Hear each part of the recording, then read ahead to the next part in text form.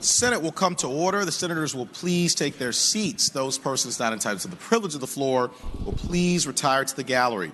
Senators and all in attendance will stand and be led in prayer by the Reverend Dr. Stephen Starzer, Fairfield Presbyterian Church, Mechanicsville, Virginia. Following the prayer, everyone will remain standing and be led in the Pledge of Allegiance to the flag of the United States of America by Senate Page Brody Lehman.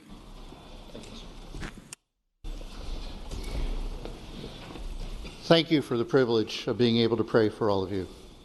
Shall we pray? O God, our Creator, Redeemer, and Sustainer, I stand before you in these hallowed halls, asking your blessing and guidance upon all who are assembled here. Place upon each of their hearts a sense of their responsibility in this wonderful commonwealth, which we gladly call our home. Let each senator know that their role is to serve the people and not to serve their own self-interest. Help them to truly listen to one another in a spirit of understanding. Help them to know that there are no opponents here, just others who see from a different perspective than their own. But all who are here to serve in order to make our beloved Virginia a better place to live for all people. Guide them to see people as people, all created in your image, not defined by categories, but as people who want to love and be loved, and to know that they matter to others. Let them do their work with diligence, compassion, and intelligence, and mutual respect. Indeed, help them to live up to the standard of commonwealth, where the common well-being of all the citizens is what defines and shapes us. Let your peace and love fill this room in such a way that there is no room left for anger or hatred. We ask all this in the name of your Spirit, in love and mercy. Amen. Amen. I pledge allegiance to the flag of the United States of America and to the republic for which it stands, one nation, under God, indivisible, with liberty and justice for all.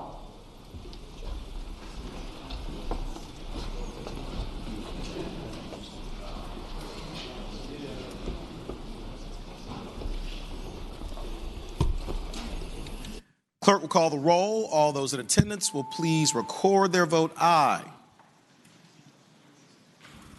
Clerk will close the roll. You have a quorum, Mr. President.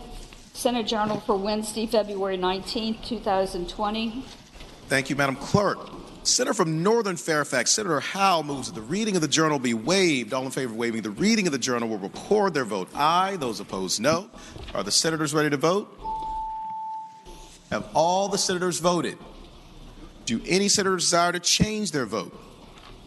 Clerk will close the roll. Ayes 37, noes 2. Ayes 37, noes 2. The reading of the journal is waived. The clerk will report any communication from the House of Delegates. Senior Senator from Fairfax, Senator Saslaw.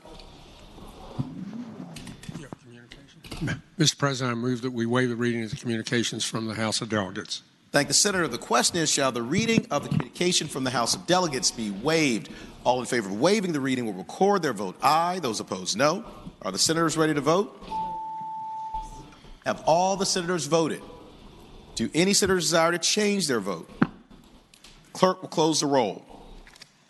Ayes 34, noes 4. Ayes 34, noes 4. The reading of the communication from the House of Delegates is waived.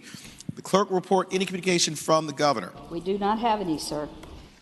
Thank you, Madam Clerk. Now comes the time in the morning hour where we have the honor and the privilege of recognizing our distinguished guests with us here in the Senate gallery. I will give my daily reminder that the way this will proceed is that a senator will stand up and recognize an individual or group. I will then offer the warm welcome of the Senate, and at the very end, we will all applaud together. And I'd like to begin by calling on the Senator from Hanover, Senator McDougal. Thank you, Mr. President. I rise for the purposes of introduction. Thank you, Senator. You have the floor. Mr. President, we have in the gallery Steve Starzer, who gave us our prayer this morning. Mr. President, there are two facts that you might not know about Steve. One is the fact that his son Chad makes sure that we stay straight every day here in the Senate. And the second is that my nieces, nephew, and sister are part of his congregation.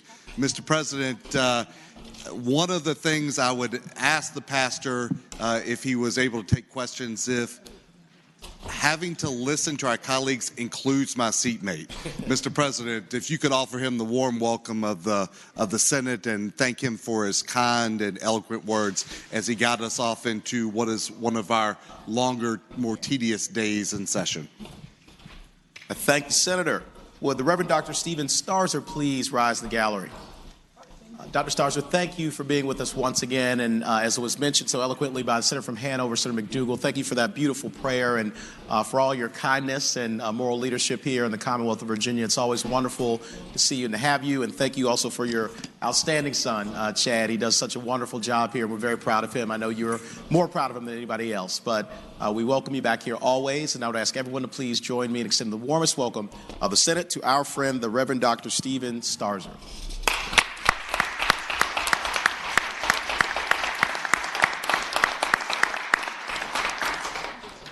Senator from Henrico, Senator Donovan. Thank you, Mr. President. I rise for the purpose of an introduction. Senator has the floor. Ladies and gentlemen of the Senate, you might have noticed as you were coming in that there were a lot of well-dressed young men and women that were in the hallways, and I'm very proud today to introduce to you the 7th grade class from Our Lady of Lourdes. That is a Catholic school in my district, and they are here. And Mr. President, we have some special Senate family members with that group from Lourdes, and that is Jason Powell's wife, Mary, and their son, Henry, who are with the group. And, Mr. President, I'm a product of Catholic education. I've heard several of the other senators mention that they are too. And so I hope you will offer the warmest welcome to these young citizens that are here learning about our process from Our Lady of Lourdes. I thank the Senator. Would our young leaders from Our Lady of Lourdes Catholic School please rise in the gallery if you are able? Thank you all so much for being here today. We are always grateful to see such wonderful young leaders who take their time to visit your Senate and your Capitol, and you're getting a very, very high-quality education at Our Lady of Lourdes, and so I know you're taking great advantage of it. You'll be leaders here in the Commonwealth for many, many years to come. So we welcome you back here always. I would ask everyone to please join me in extending the warmest welcome of the Senate to our distinguished guests.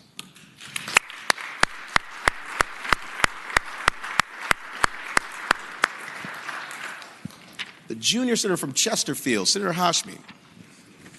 Good morning, Mr. President. I rise for a purpose of introduction. Morning, Senator. You have the floor. Thank you, Mr. President. I want to welcome today in the gallery, we have representatives from Capital One and the Capital One Asian Associate Network. Capital One, as you might know, employs 20,000 associates throughout the Commonwealth, and I'm delighted that 2,000 of them live right in my district. The Asian Associate Network is one of the largest and the most active networks at Capital One, and it provides opportunities for networking, mentorship, and advocacy for our diverse Asian communities. This particular group is led by Mr. Oz Pervez, who is executive sponsor of Capital One's Asian Associate Network, and who is also chairman of the Governor's Asian Advisory Board. I ask that you provide the warmest welcome of the Senate to this group. Thank you. Thank the Senator. Would our friends and leaders from Capital One's Asian Associate Network please rise in the gallery if you are able? Thank you all so much for joining us here today in your Senate and in your Capitol. We're grateful to have you all here and really proud of that extraordinary company, a Virginia-based company that's just grown to be international, worldwide, and is doing phenomenal things, employing so many Virginians, but also people around the world, and making our country a better place. So we're grateful to you. We wish you nothing but the best, and echo the eloquent and generous words of the junior senator from Chesterfield, Senator Hashmi. And I would ask everyone to please join me in extending the warmest welcome of the Senate to our friends and leaders from Capital One's Asian Associate Network.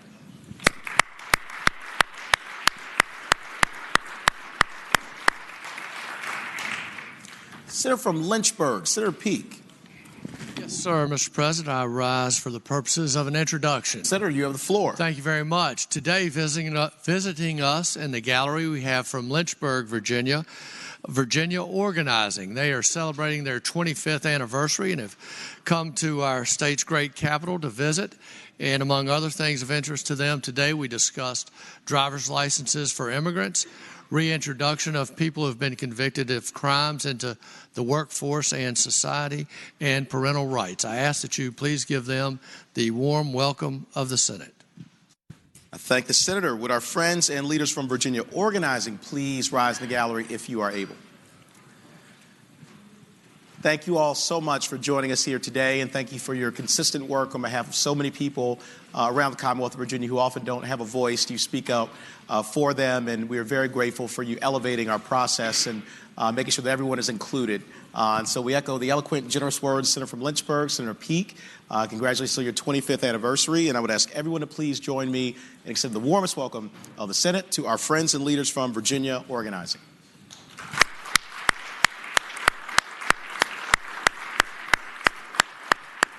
Do any other senators wish to be recognized for purposes of an introduction? Is there any other business to come before the Senate in the morning hour? Seeing none, call a senior senator from Fairfax, Senator Saslow.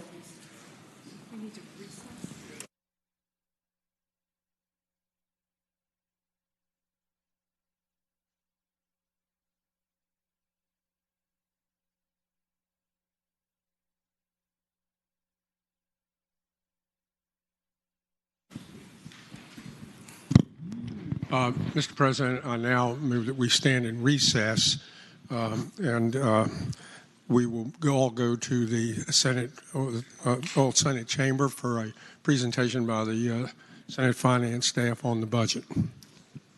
Thank you, Senator. Without objection, the Senate will stand in recess.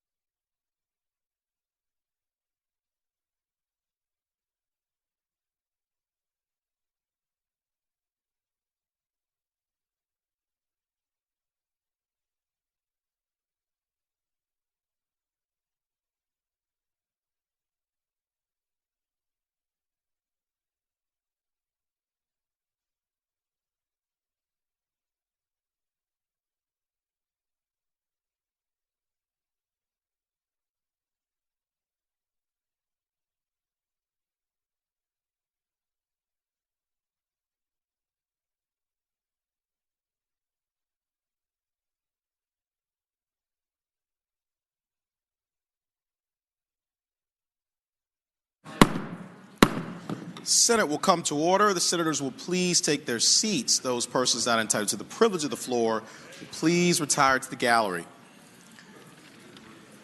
The clerk will call the calendar. Senate calendar for Mr. Thursday, President. February 20th, 2020. Mr. President, Junior Senator from Richmond City, Senator Morrissey. before we get into the calendar, can I rise for the purpose of an inquiry? Senators, the floor. Mr. President, like a lot of folks, I was here late last night. I don't think I left until about 9:30 or 10. Didn't get home until late and wasn't able to check out the Duke, North Carolina basketball game. So could you just share with the body how powerhouse Duke, with 4 future #1 draft choices, did against lowly North Carolina State? Just asking. The clerk will call the calendar. Duly noted. In other words, Duke lost. Unfinished business, Senate. Senate Bill 115. Senator from Arlington, Senator Favola. Thank you, Mr. President. Mr. President, I move that the Senate concur with the House substitute. The House made one word change.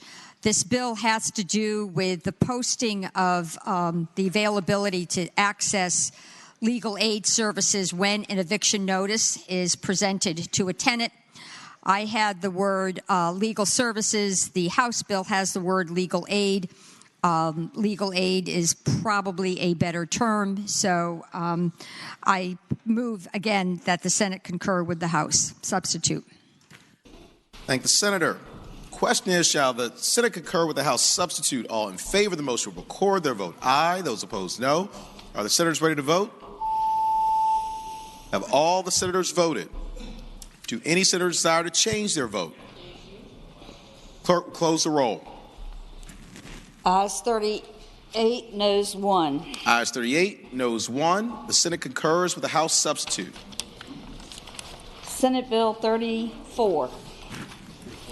341, I'm sorry. Senator from Hampton, Senator Locke. Thank you, Mr. President. I move that we concur with the House amendments. Senators, the floor.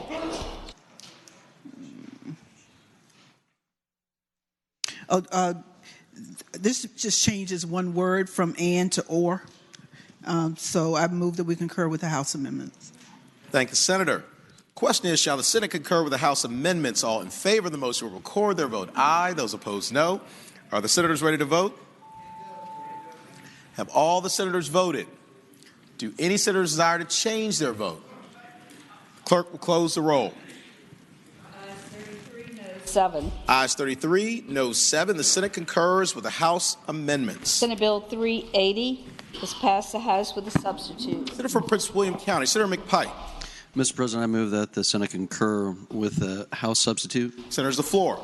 This just conformed to added some 3 words in regards to good faith assurances that the House had, and those are the changes. Thank the Senator. Question is, shall the Senate concur with the House substitute? All in favor of the motion will record their vote aye. Those opposed, no. Are the senators ready to vote?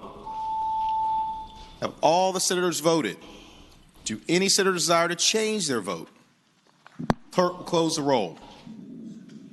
Ayes 26, noes 14. Ayes 26, noes 14. The Senate concurs with the House substitute. Mr. President. Senator from Lynchburg, Senator Pete. Yes, sir, Mr. President. I apologize, but having voted on the prevailing side by which Senate Bill 115 on page 1 passed, I would ask that we reconsider that vote. Thanks, Senator. The question is, shall the vote by which Senate Bill... Substitute was the... Right. The substitute was concurred with by the Senate be reconsidered. All in favor of the motion will record their vote aye. Those opposed, no. Are the senators ready to vote? Have all the senators voted? Do any senators desire to change their vote? Clerk will close the roll. Ayes 40, noes 0. Ayes 40, no 0. The motion is agreed to. Senator from Arlington, Senator Favola. Thank you, Mr. President. Having previously explained the House version and the Senate version, I again ask that the Senate concur with the House substitute. Thank the senator. The question is, shall the Senate concur with the House substitute? All in favor of the motion will record their vote aye. Those opposed, no.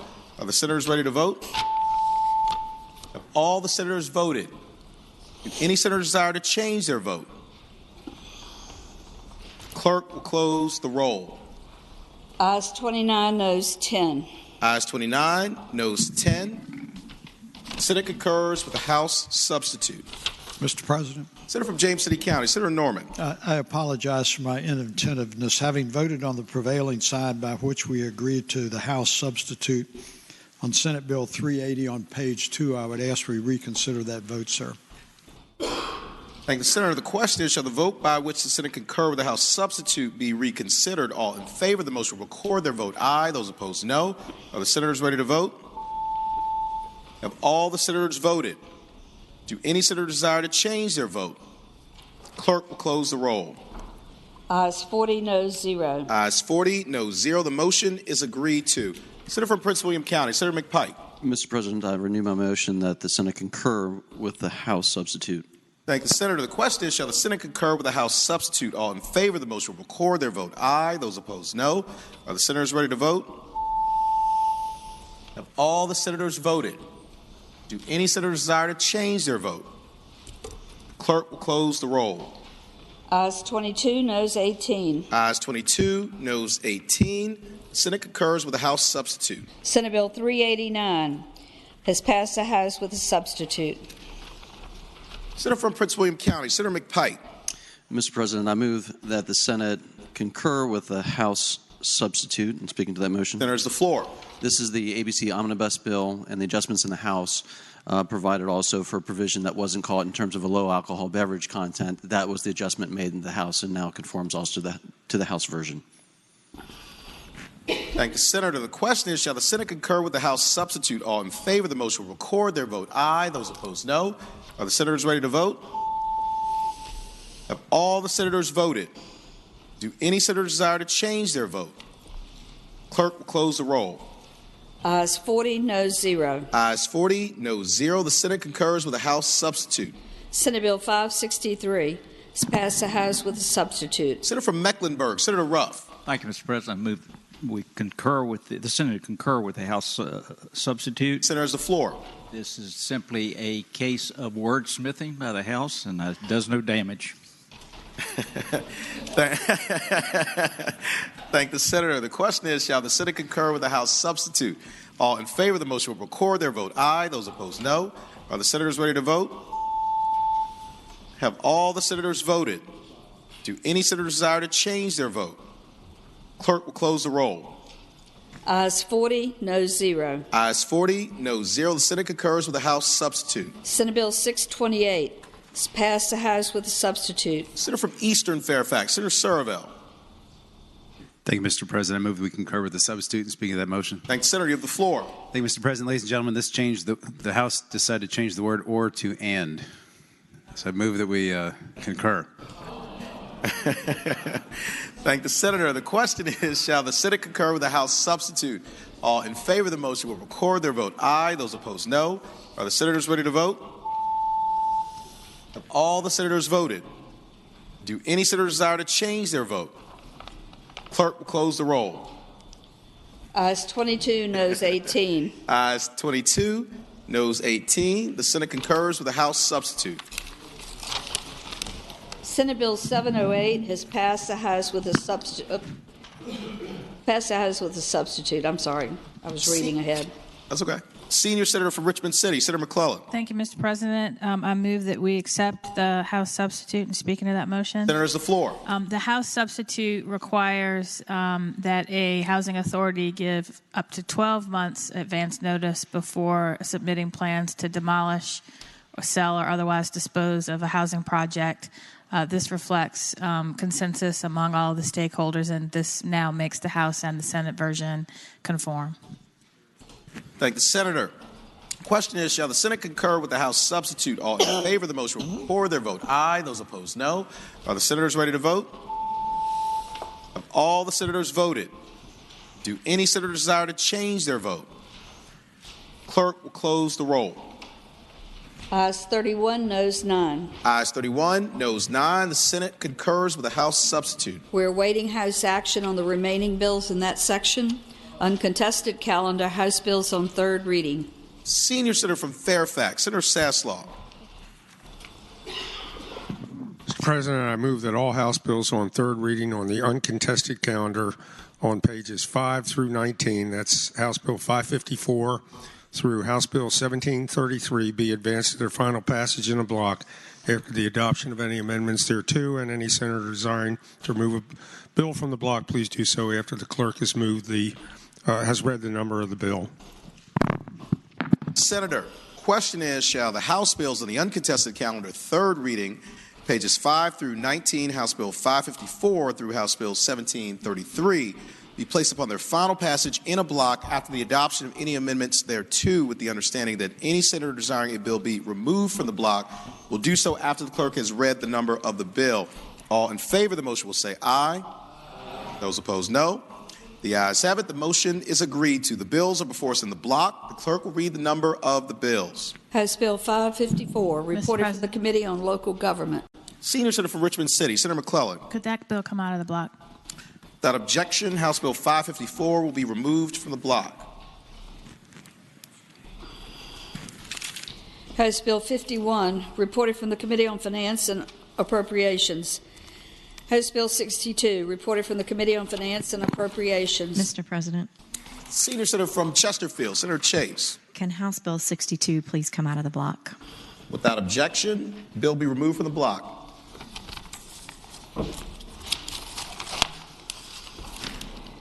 House Bill 143, reported from the Committee on Commerce and Labor. House Bill 154, reported from the Committee on Commerce and Labor. House Bill 155, reported from the Committee on Commerce and Labor. House Bill 169, reported from the Committee on Commerce and Labor with a substitute. Senior Senator from Fairfax, Senator Saslaw. I move that we adopt the substitute. Thank the Senator. The question is, shall the Senate adopt the committee substitute? All in favor of the motion will say aye. Those opposed, no. The ayes have it. The Senate adopts the committee substitute. House Bill 316, reported from the Committee on Finance and Appropriations. House Bill 336, reported from the Committee on Commerce and Labor. Mr. President. Senator from Roanoke County, Senator Suderline. Can House Bill 336 on page 7 please come out of the block? Without objection, the bill be removed from the block. House Bill 337, reported from the Committee on Commerce and Labor with amendment. Senior Senator from Fairfax, Senator Saslaw. Mr. President, I would move that we adopt the amendment. Thank you, Senator. The question is, shall the committee amendment be adopted? All in favor of the motion will say aye. Those opposed, no. The ayes have it. The committee amendment is adopted. House Bill 342, reported from the Committee on Finance and Appropriations. House Bill Mr. President. Senator from Roanoke County, Senator Suderline. Can House Bill 342 please come out of the block? Without objection, the bill is removed from the block.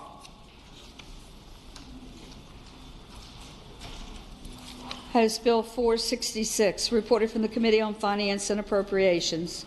House Bill 509. Mr. President. Senior Senator from Chesterfield, Senator Chase. Can House Bill 337 come out of the block, please? Without objection, bill's removed. Actually, page 7 is removed from the block. House Bill 337. Page 7.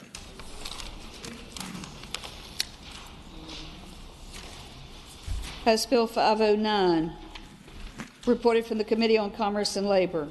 House Bill 535, reported from the Committee on Finance and Appropriations. House Bill 536, reported from the Committee on Finance and Appropriations.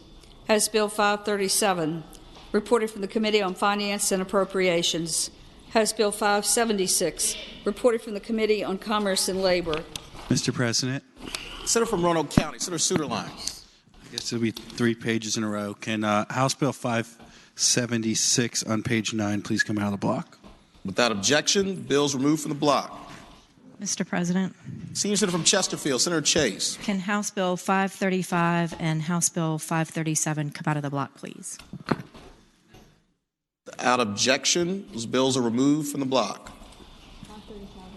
537. 535, 537.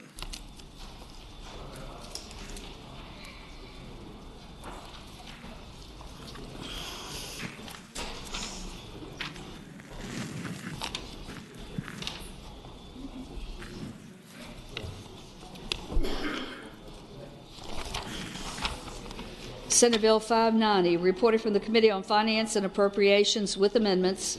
Senator from Northern Fairfax, Senator Howe. I move the amendments be agreed to. Thank you, Senator. The question is, shall the committee amendments be agreed to? All in favor of the motion will say aye. Those opposed, no. The ayes have it. The committee amendments are agreed to. House Bill 689. Mr. President. Senator from Roanoke County, Senator Suderline. Now that the amendments have been agreed to, can House Bill 590 on page 10 please come out of the block? Without objection, the bill is removed from the block.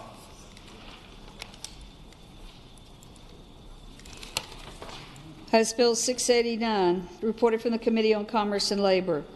House Bill 724, reported from the Committee on Finance and Appropriations. House Bill 730, reported from the Committee on Finance and Appropriations. Mr. President, can House Bill 730 come out of the block, please? Without objection, the bill is removed from the block. House Bill 795, reported from the Committee on Commerce and Labor with a substitute. Senior Senator from Fairfax, Senator Saslaw. Thanks, Senator. The question is, shall the committee substitute be adopted? All in favor of the motion will say aye. Those opposed, no. The ayes have it. The committee substitute is adopted. House Bill 807, reported from the Committee on Commerce and Labor with a substitute. Senior Senator from Fairfax, Senator Saslaw. Mr. President, I move we adopt the substitute. Thanks, Senator. The question is, shall the committee substitute be adopted? All in favor of the motion will say aye. Those opposed, no. The ayes have it. The committee substitute is adopted. House Bill 813, reported from the Committee on Commerce and Labor. House Bill 839, reported from the Committee on Finance and Appropriations. House Bill 840, reported from the Committee on Commerce and Labor. House Bill 951, reported from the Committee on Commerce and Labor. House Bill 1021, reported from the Committee on Finance and Appropriations. House Bill 1149, reported from the Committee on Commerce and Labor. House Bill 1173, reported from the Committee on Finance and Appropriations. House Bill 1240, reported from the Committee on Commerce and Labor, and there is a floor amendment. Senior Senator from Fairfax, Senator Saslaw.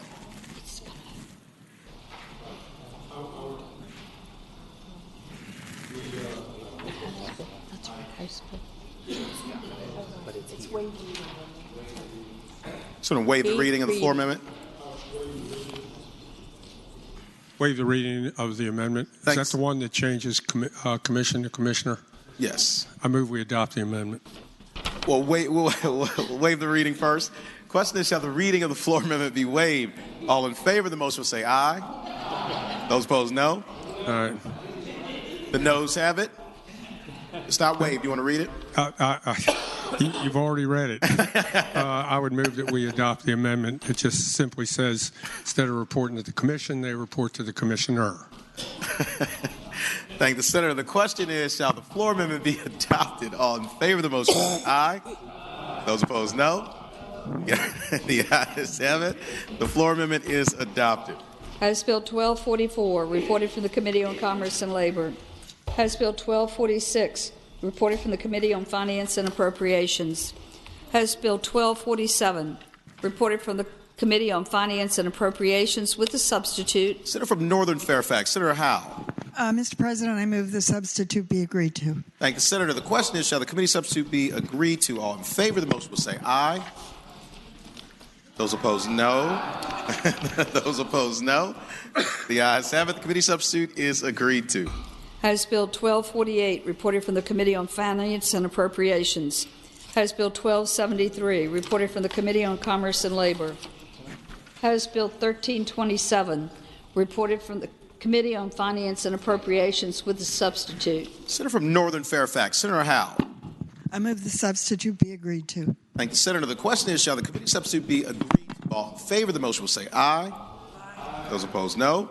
The ayes have it. The committee substitute is agreed to. House Bill 1334, reported from the Committee on Commerce and Labor.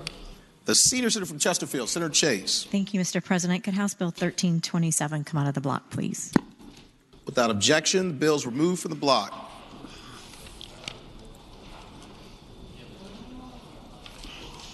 House Bill 1339, reported from the Committee on Commerce and Labor with a substitute. Senior senator from Fairfax, Senator Saslaw. Mr. President, I move we adopt the substitute. Thank you, Senator. The question is, shall the committee substitute be adopted? All in favor of the motion will say aye. Those opposed, no. The ayes have it. The committee substitute is adopted. House Bill 1361, reported from the Committee on Finance and Appropriations. House Bill 1376, reported from the Committee on Commerce and Labor. House Bill 1413, reported from the Committee on Finance and Appropriations. House Bill 1457, reported from the Committee on Commerce and Labor. House Bill 1495, reported from the Committee on Finance and Appropriations with a substitute. Senator from Northern Fairfax, Senator Howe. I move the substitute be agreed to. Thank you, Senator. The question is, shall the committee substitute be agreed to? All in favor of the motion will say aye. Those opposed, no. The ayes have it. The committee substitute is agreed to. House Bill 1503, reported from the Committee on Commerce and Labor with the substitute. Senior Senator from Fairfax, Senator Saslaw. Mr. President, I move the substitute be adopted. Thank you, Senator. The question is, shall the committee substitute be adopted? All in favor of the motion will say aye. Those opposed, no. The ayes have it. The committee substitute is adopted. House Bill 1582, reported from the Committee on Finance and Appropriations. House Bill 1597, reported from the Committee on Finance and Appropriations with amendments. Senator from Northern Fairfax, Senator Howe. I move the amendments be agreed to. Thank you, Senator. The question is, shall the committee amendment be agreed to? All in favor of the motion will say aye. Those opposed, no. The ayes have it. The committee amendment is agreed to. Mr. President. Uh-oh. Who was first? All right. Go first. The ladies first. Senior right. Senator from Chesterfield, Senator Chase. Thank you, Mr. President. Could House Bill 1597 come out of the block, please? Without objection, the bill's removed from the block. Mr. President. Senator from Roanoke County, Senator Suderline. Now that the bill's been removed from the block, I move that it go by for the day. Is that 1597? Yes, sir. Without objection? 1597 on page 19. Okay. House Bill 1597 out of the block and by for the day.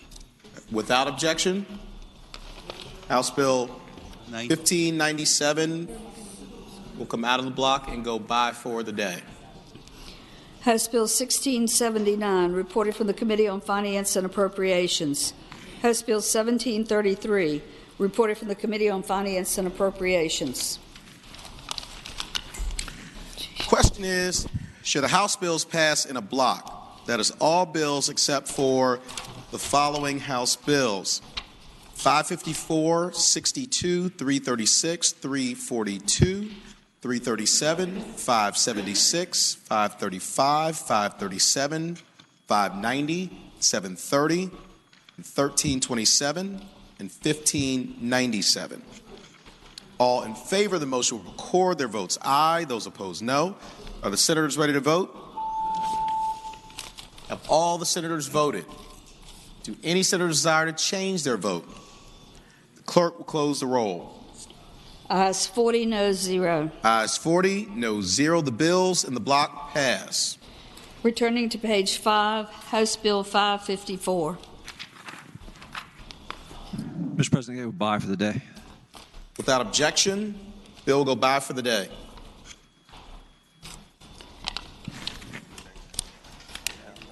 Page 5, House Bill 62. Senator from Northern Fairfax, Senator Howe.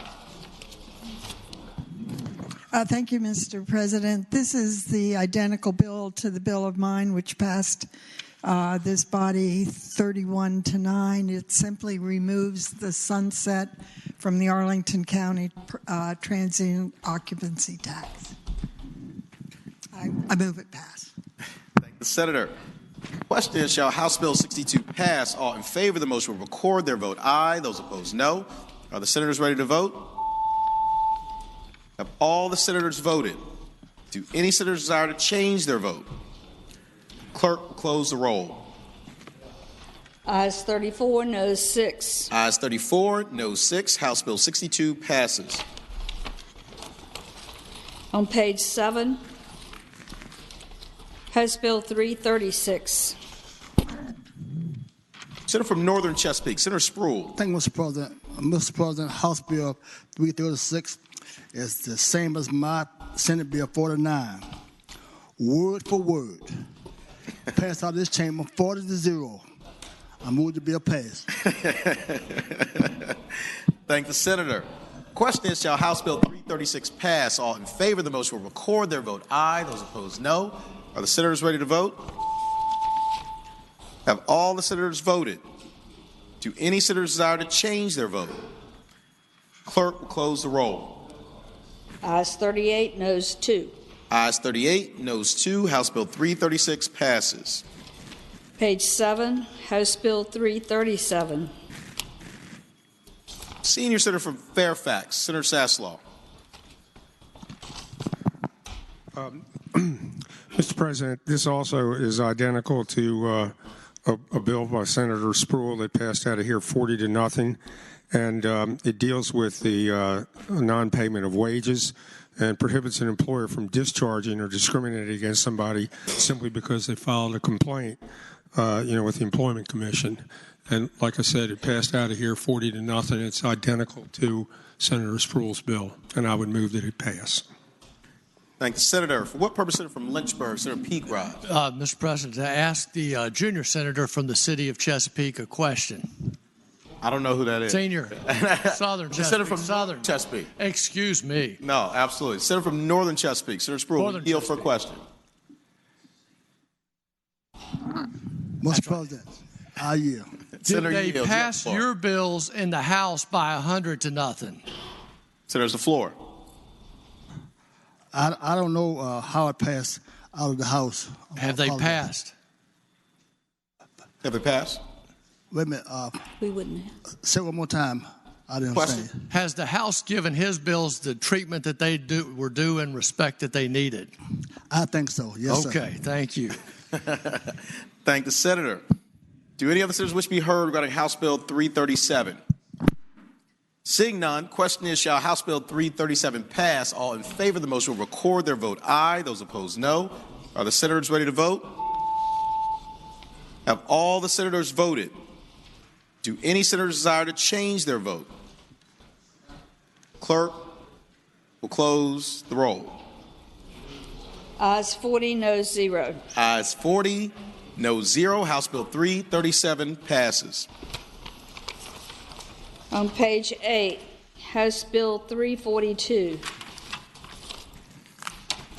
Senator from Northern Fairfax, Senator Howe. Thank you, Mr. President. I move the bill pass, and speaking to it. Senator has the floor. This exempts from the meals tax sales in farmers market and roadside stand sales. Thank the senator. Question is, shall House Bill 342 pass? All in favor of the motion will record their vote aye. Those opposed, no. Are the senators ready to vote? Have all the senators voted? Do any senators desire to change their vote? The clerk will close the roll.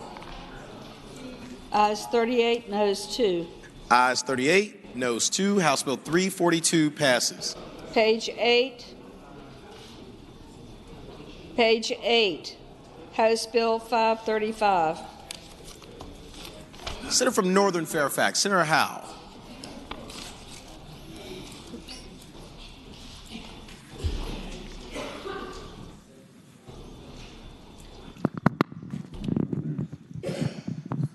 I move the bill pass, and the bill permits nonprofit organizations that have acquired tax-delinquent real estate from specified localities to sell both the land and the structural improvements, or only the structural improvements. Thank the senator. Question is, shall House Bill 535 pass? All in favor of the motion will record their vote aye. Those opposed, no. Are the senators ready to vote? Have all the senators voted? Do any senators desire to change their vote? Clerk will close the roll. Ayes 40, noes 0. Ayes 40, no 0. House Bill 535 passes. On page 9, House Bill 537. Senator from Northern Fairfax. Senator from Northern Fairfax, Senator Howe.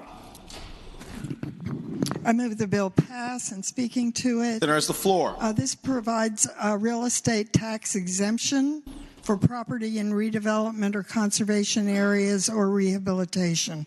It's identical to a bill that passed the Senate 39-0. Thank the senator. Question is, shall House Bill 537 pass? All in favor of the motion will record their vote aye. Those opposed, no. Are the senators ready to vote? All the senators voted. Do any senators desire to change their vote? Clerk will close the roll. Ayes 39, noes 1. Ayes 39, noes 1. House Bill 537 passes. House Bill 576.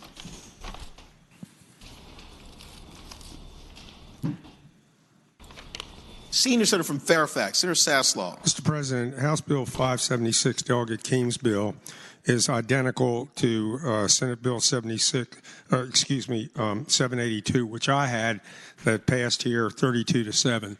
This is the bill that provides for the undergrounding of transmission lines at Tyson's Corner.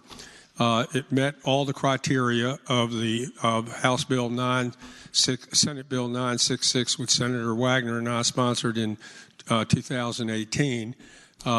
Those of you who are familiar with Tyson's Corner, it's kind of unrealistic to think that you're going to put transmission lines above the ground in a place that's got 30 and 35 and 40-story buildings. So that's what this bill would do. Thank the senator. What Senator from Roanoke County, Senator Suderline, rise. Very briefly to the bill. Senator has the floor. Thank you, Mr. President. As Senator from Fairfax City pointed out a few weeks ago, the problem is not the undergrounding of the lines, it's the cost and who's going to pay for it. So I hope if you found it objectionable a few weeks ago, I hope you'll find it objectionable again today. Thank the senator. Question is, shall House Bill 576 pass? All in favor of the motion will record their vote aye. Those opposed, no. Are the senators ready to vote? Have all the senators voted? Do any senators desire to change their vote? Clerk will close the roll. Ayes 36, noes 4. Ayes 36, noes 4. House Bill 576 passes. On page 10, House Bill 590. Senator from Northern Fairfax, Senator Howe. I move the bill pass, and speaking to it. Senator has the floor. This is almost identical to Senator Barker's bill. Actually, at this point, it is identical to Senator Barker's bill that passed, and it provides tax credits, income tax credits for housing choice vouchers. Senator. Question is, shall House Bill 590 pass? All in favor of the motion will record their vote aye. Those opposed, no. Are the senators ready to vote? Have all the senators voted? Do any senators desire to change their vote? The clerk will close the roll. Ayes 40, noes 0. Ayes 40, noes 0. House Bill 590 passes. On page 11, House Bill 730. Senator from Northern Fairfax, Senator Howe. Mr. President, I move the bill pass. Senator has the floor. This deals with third-party settlement organizations and their reporting of payments. It's identical to a bill I carried that passed the Senate unanimously. Senator, question is, shall House Bill 730 pass? All in favor of the motion will record their vote aye. Those opposed, no. Are the senators ready to vote? Have all the senators voted? Do any senators desire to change their vote? Clerk will close the roll. Ayes 39, noes 1. Ayes 39, noes 1. House Bill 730 passes. Page 16, House Bill 1327. Senator from Northern Fairfax, Senator Howe.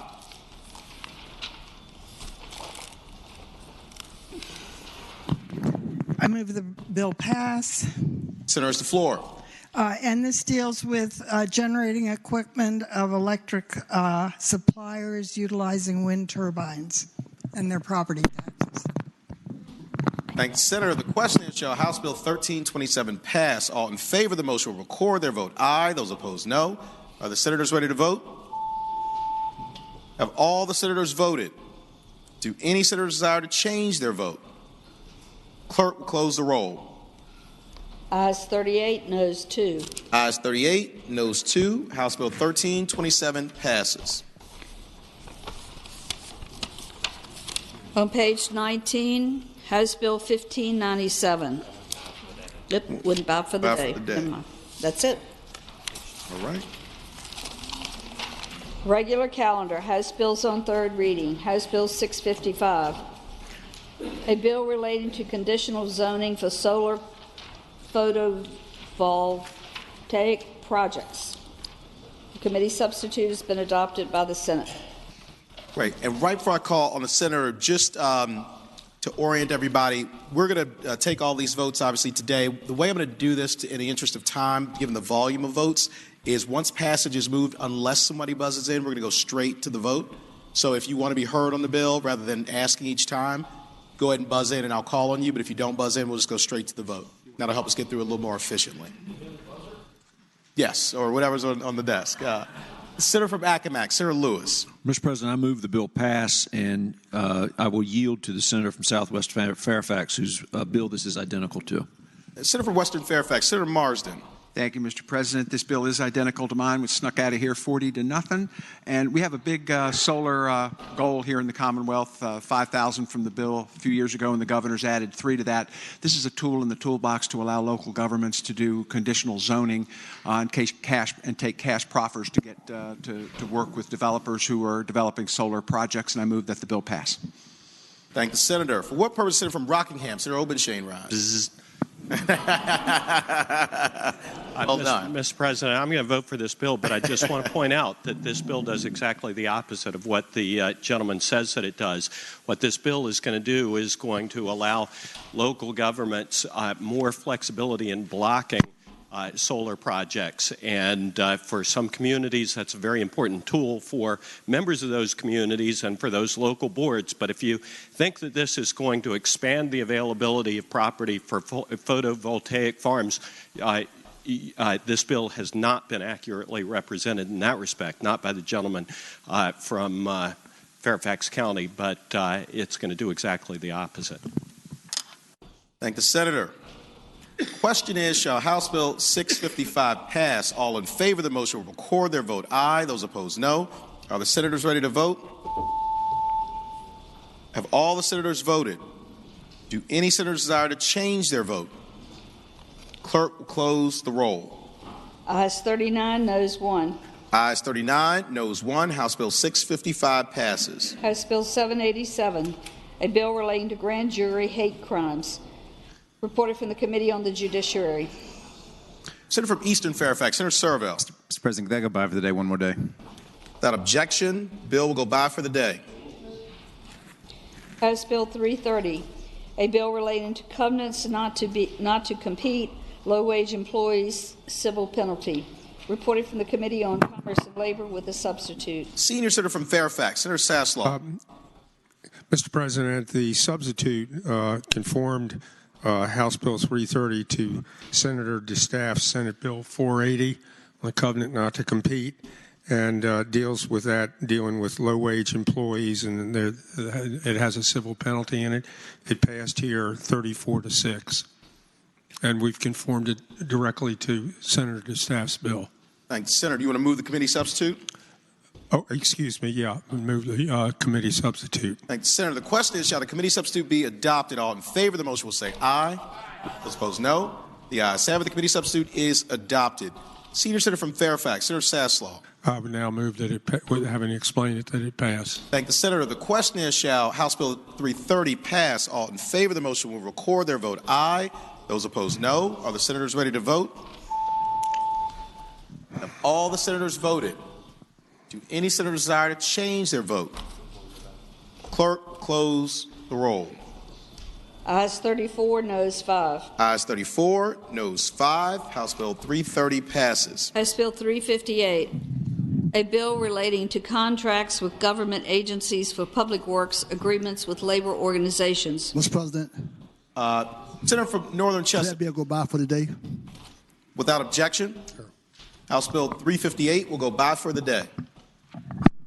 House Bill 395, a bill relating to the minimum wage, reported from the Committee on Commerce and Labor with a substitute, and there are floor amendments.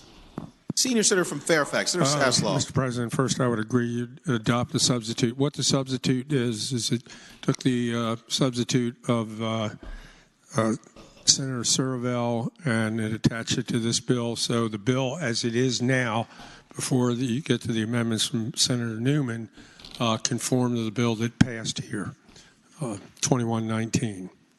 Thanks. And I yield to Senator Newman as the floor amendments. Thanks, Senator. We have to Senator adopt the substitute first. Right. Correct. Question is, shall the committee substitute be adopted? All in favor of the motion will say aye. Those opposed, no. The ayes have it. The committee substitute is adopted. Senator from Bedford, Senator Newman. Mr. President, you'll find on your desk that there are two amendments. The first set is amendments number 1. I move that we waive the reading of amendments number 1. Thanks, Senator. The question is, shall the reading of the amendments on amendments number 1 be waived? All in favor of the motion will say aye. Those opposed, no. The ayes have it. The reading of those amendments is waived. Senator from Bedford, Senator Newman. Mr. President, I move that the floor amendments pass and speak in that motion. Senator has the floor. Mr. President, I know it's a day for the budget, and it's going to be potentially a long day, but I don't believe there'll be a more important bill other than this bill that we pass long-term for the Commonwealth of Virginia. Mr. President, as most of you recall, the floor amendments to Senator Saslaw's bill changed the bill in some ways. It basically took a $15 a rate of $15 an hour, and it took it to $11.50, but then it allowed for inflation to take it back up to $15. Mr. President, the floor amendments I have before you is truly an opportunity to vote for a regional plan. And I hope you will pull it out, look at them, understand them, and then I know you'll vote the way that you see best for your region. Mr. President, I am very concerned after reading through the provisions of what we've passed and even what we've put in to committee here, that once you get into the details of it, we've empowered the commissioner to come up with an inflationary plan that I think is going to be extraordinarily injurious to much of the state. And if you'll bear with me, Mr. President, what you will have in front of you is an opportunity for those of us that live in Central Virginia, in Southwest Virginia, in Southside Virginia, those of us that live just south of Richmond and the Shenandoah Valley, to have a different tax rate. Mr. President, some of you may ask, well, is there any precedence in the country for having a true regional plan? And the answer is yes. You don't have to look any further than the state of New York to see a absolutely, truly regional plan. Mr. President, in the state of New York, not a conservative bastion, there is the New York City, those covered by over 11 employees have a rate. Those under 10 employees have a rate. Those that are in Long Island and Westchester have their own rate. And those that are in the rest of the state, Rochester, the entire rest of the state, have a different plan. Mr. President, that regional plan is one that I think works for that state. But, Mr. President, what I'm asking us to consider doing is taking the rest of the state from $725 an hour to $850 next year, and then on to $950, which is an amount that I know that some in my area don't care for, but at least at that point, stop and pause and see what we've done. Mr. President, I would hope that we would do this. So why would we do this? Mr. President, I would tell you that I'm standing on the floor today because I believe that if we pass the bill as written, there'll be no item we do here with greater economic impact than this bill. Mr. President, I believe that you're going to see jobs in our part of the state leave. I believe that you're going to see a draining of economic development. And let me tell you what I think the canary in the coal mine is going to be. Some of you enjoy watching the governor's announcement on economic development and job, and I do too. I love to see that when it's Scott County and Botetourt County and those counties that are in my area or west. But I've got to tell you, if you're thinking about bringing jobs to that area, and you're thinking about even paying much more than the current minimum wage, let's say you're going to pay $12 an hour. You're planning to pay $12 an hour. Once you produce $11.50, inflation going to 15, the compression for those manufacturing jobs are going to eliminate the capability for those people to come in and be able to actually put those jobs in and not have compression with Walmart and other individuals. Mr. President, you know, there is, in my opinion, no consideration in the current bill for the job size or the business size. I wish we had followed New York on that, considered New York on those items. There is no consideration in the current bill on economic impact. Once it's done, it's done. And yes, someone said, well, we could come back down here and change it, but I'm pretty sure that other parts of this Capitol would most likely struggle with that. Mr. President, there is no one that has considered the economic impact or tax loss on local government. We did that in part in our state budget because we knew we'd have to pay more. So there's some, I think it's $150 million in there to cover that. But there's no thought whatsoever of what closing this many jobs, having fewer people employed, is going to do on our economics for either the state or local governments. Mr. President, I think this is going to hurry automation. You may have heard automation is coming. I think this is going to produce automation in a fast pattern. Mr. President, nothing has impacted our region of the state and manufacturing like NAFTA. NAFTA was a tremendously difficult item. It hurt us. We should have never agreed to NAFTA. Mr. President, after that came along the Federal Trade Commission and what they and the Chinese were able to do to our southwest portion of the state was incredible.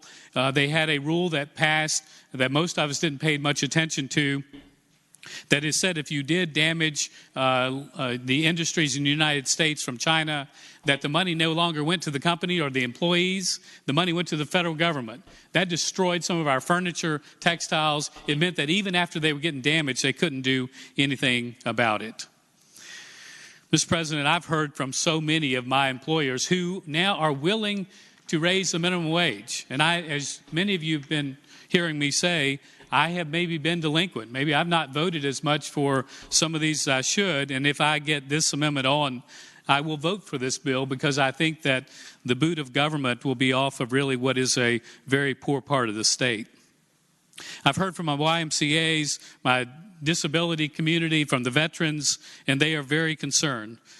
I know some of you haven't heard of towns like Gretna and Rustburg and Stewart and Rocky Mount, but I'll tell you this, Mr. President, it's going to have a dramatic impact on those areas. Mr. President, my amendment asks you to consider having a true regional approach. It is one that will give us, much like they have in New York, that 850, 950 and pause for the study. Mr. President, if we do not do this, I think we will look back on this day and we'll think about what has ended up happening, and we'll say, aren't we sorry about what's happening in Central and Southwest Virginia? We'll talk about the fact that, well, we can do something for you with TANF. We can do something on unemployment. We can give you aid to the localities. We can give you more 599 money. Mr. President, we're not asking for that. We're asking to get a reasonable approach to jobs and economic development. Mr. President, I know this is complex and there are people on all sides and interest groups hanging around. But, Mr. President, I hope that there would be some consideration to what I think is a reasonable plan that will give us a true regional approach to the minimum wage. Mr. President, thank you for the time. Thank you, Senator. For what purpose does the senior senator from Fairfax, Senator Saslaw, rise? Mr. President, I would hope that you all would reject the floor amendment. Let me tell you something. I've been around here through a series of minimum wage increases, quite a few of them. And every time we've increased the minimum wage, I've heard nothing but doom and gloom is coming to the rural areas of Virginia if the minimum wage goes up. Well, it's still here. And this pretty much guts this bill. And you can bet it's going to keep the minimum wage at a place that's going to not help very many people. And, you know, we've got a major income disparity problem in this country. I don't think anybody would deny that. And, you know, $8.50 an hour and then maybe $1 a year or 2 years later isn't going to solve it. The amendment that was put on by Senator Surville pretty much deals with this situation. When it gets to $11.50 an hour, you know, and it's then sectioned on regional basis that the Employment Commission will determine, okay? Let's say if Northern Virginia has a family income, median family income, and that's one region of $100,000 and the next region over a median of $50,000. When Northern Virginia goes up $1 to, let's say, $12.50, the other region would only go up 50 cents. And when it gets to, as it keeps bumping up, they're moving by the, you know, that same formula. And when it gets to, when it's finished, and the top region's at 15, adjusting it so it goes up with the CPI, that's also done the same way. The other areas, if their income is a third of what it is in the top region, that CPI, let's say it's 1% or 1.5%, they would only go up a third of that. So we've taken all that into consideration. And remember, it doesn't get to that till 2025. And like I said, I've heard these woe is me, stories, every time the minimum wage went up. With respect to, yes, the furniture industry's moved, the textile industry's moved. And I used to hear from the senators down there, Senator Hawkins, Senator Reynolds. But let me tell you this. Anybody in this chamber who thinks the future of America was stitching underwear for Fruit of the Loom is crazy. That's not where our country is headed. And we need to have understand that, all right? The whole world is changing. And if we're ever going to attract people, you can't do it paying, low-ball wages. That doesn't work. Yes, they pay a lot more money in Northern Virginia. We don't have any trouble attracting businesses. As for the future of manufacturing, it'll be around a while, but everybody here, and Senator Newman's right about that, about automation coming. Make no mistake about it, 30 years from now, virtually all the manufacturing is going to be done by robots, okay? And if you don't think it is, you're totally ignoring reality. It's going to be done by robots. You look how many industries now have virtually eliminated humans in the manufacturing process. So the amendment that was put on the bill that I had here earlier took into consideration a form, not quite the way Senator Newman would have preferred, but it took on a form of regionalization. But it elevates people to at least having a shot at having a decent living. And $8.50 or $9.50 an hour, for the next 5, 10, 15 years is not going to give people, and it's not going to attract businesses. We're only kidding ourselves. So I would hope that you all would reject the floor amendments. For what purpose, the senator from James City County, Senator Norman, rise.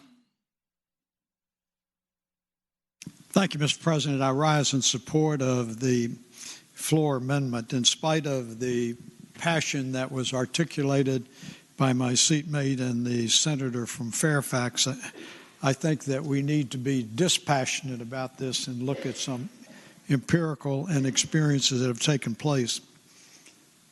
I would say that there certainly is an income disparity in the Commonwealth of Virginia, but there are a lot of reasons for that, and we don't need to argue the basis of those reasons. But what I would say to you is that I hear so much from Northern Virginia, and frankly, I applaud and am envious of the comparative affluence that Northern Virginia enjoys, and they enjoy it because they're very close to the seat of national government, and also the extraordinary number of data centers and IT companies that have located there. I would say to you, Mr. President, that also being from Hampton Roads, not as affluent as Northern Virginia, but certainly more affluent and economically stable than Southside Virginia and Southwest Virginia. And the reason I say that is that we can talk about how we have been here for years or generations and have heard the cry of wolf about Southside Virginia and Southwest Virginia. The interesting thing is, with the exception of perhaps 4 members in this body, over recent years we have observed the continued financial deterioration and distress that has taken place in Southwest Virginia for a number of reasons. And a minimum wage of the level that we're talking about, even with the CPI situation that the senior senator has articulated, is going to only exacerbate this problem. Listen to the debate about casino gaming. And what have we heard from Southwest Virginia and Southside down there around Danville, who was, this is going to save our economy. Think about that for a second, that the expansion of gaming is going to save and revitalize our economy, not data centers, not IT centers. I just ask you to reflect on that. I live in Williamsburg and James City County, which I would say is also kind of an affluent community, not on the level of Reston or Fairfax in those areas. And I don't say that, to be disingenuous. It is like a little island in some regard. When I'm home, I try to go to the gym every night. And when I go, my colleagues know, do not mess with Tommy in the gym. He doesn't want to talk politics. He didn't want to talk local issues. Just leave him alone and let him burn off his frustrations. So I was home last Saturday and went to the gym, and a gentleman that I have known for many years who is in a 5th generation of running a gift shop in Williamsburg. And he came up to me with great trepidation. He said, Tommy, I know I'm not supposed to mess with you, and don't get angry at me. He said, I am following the minimum wage bills in the General Assembly of Virginia, and we have a 5th generation business, and I have 75,000 hourly hours that my employees are paid a year. And as I read this minimum wage, it is going to drive us out of business. And he said, I know there's been some conversation about looking at it on a regional basis. Is that going to happen? I said, Sam, I'm pretty upfront. I don't see it happening. And he was very, very concerned. Right down the road from where I lived for many years was an unnamed entertainment park. And if you read that bill that is proposed on minimum wage, you would see that there is not a carve-out that is going to impact that unnamed entertainment venue or the other ones that exist in Virginia. I was told by those folks in that business, 25 cents an hour is going to cost them $750,000 a year in wages. $750,000 per 25 cents. And a lot of these are young people who are not full-time college students. A lot of them are retirees who have come back as a result of the economy who work these jobs. We really didn't talk about J1s. I don't think that conversation has come up about the foreign students who have come in. So I suggest to you there are a lot of consequences of it. I don't know how many of you have looked at the study that came out of Seattle when they enacted the minimum wage. It didn't hurt the corporate citizens in that community. Where it really crunched them was in the restaurant and the small businesses on it. I ask this question rhetorically. How many of you in here have read the buried study of minimum wage by that very conservative congressman from down in my way, Bobby Scott. Probably not many of you.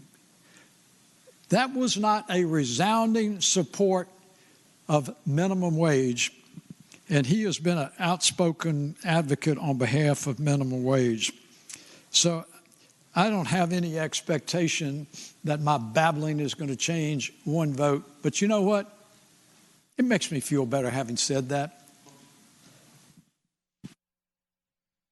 For what purpose, Senator from Eastern Fairfax, Senator Surville, rise? Speaking to the floor amendment. Senator, the floor. Thank you, Mr. President. First of all, I'm hoping to get to play basketball tonight, but I guess we'll see if that happens.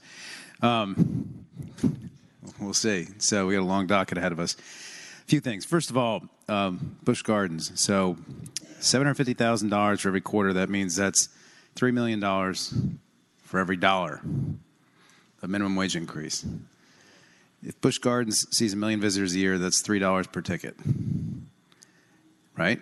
If they see 2 million visitors, it's $1.50 a ticket. If there's 2 million visitors, $1.50 a ticket. Anyway, it doesn't seem to me like a huge thing to ask visitors to pay an extra couple dollars for folks to be able to be paid a living wage. Secondly, I hear a lot of talk about the affluence in Northern Virginia. I represent the part of Northern Virginia that isn't quite so affluent.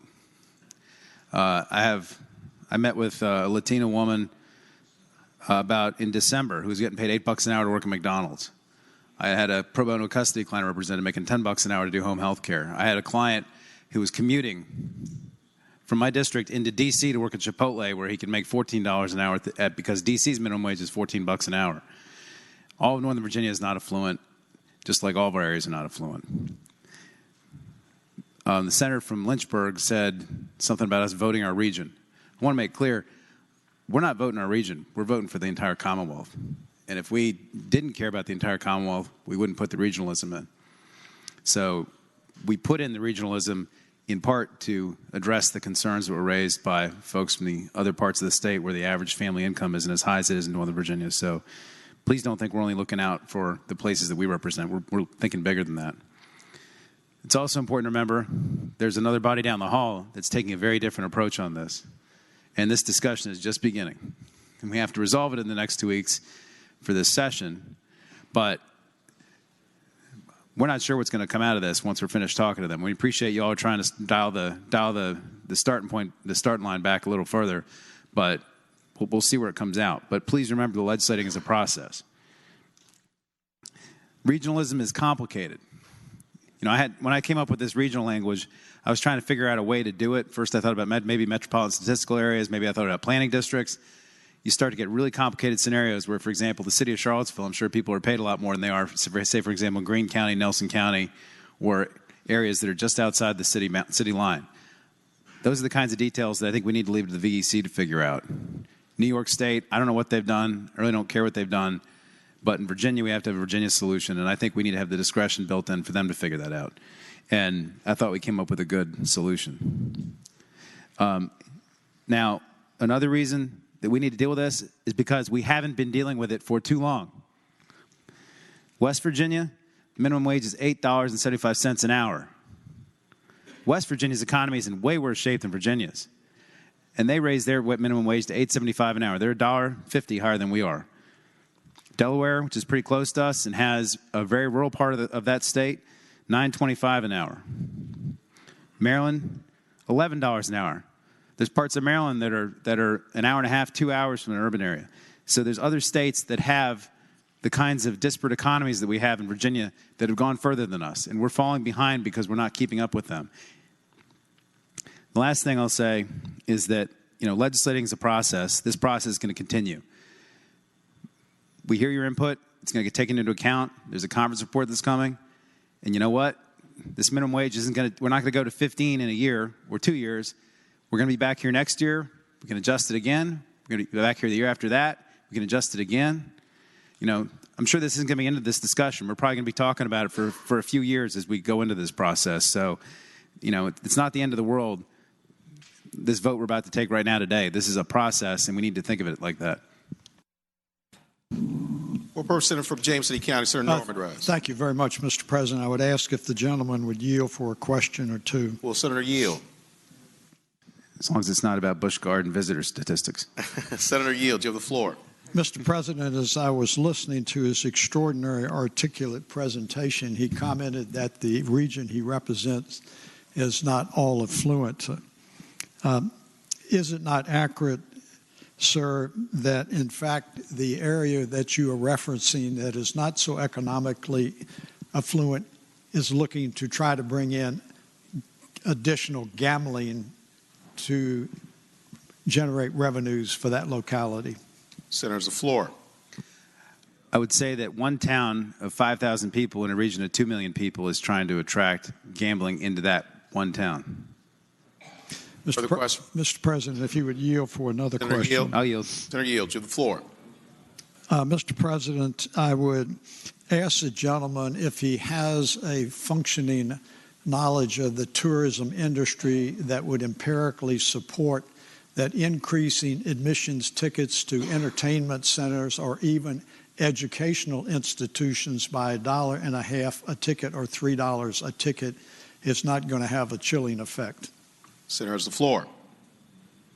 I would say, the gentleman, when I went to King's Dominion when I was a kid, I'm sure it wasn't what it costs right today. I'm pretty sure it was about $20 or $30 a ticket. Today it probably costs $100 to get in.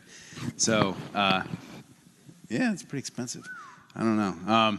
Maybe not 100. I can't remember, but it's a whole lot more. I remember having sticker shock at the price, but I don't think another couple of dollars is going to make a difference when you're talking about a $50 or $60 ticket. So, we have supply and demand, I'm sure, but I think Busch Gardens is going to be fine at the end of the day as long as everybody, King's Dominion, increases their ticket price also. Question? Excuse me.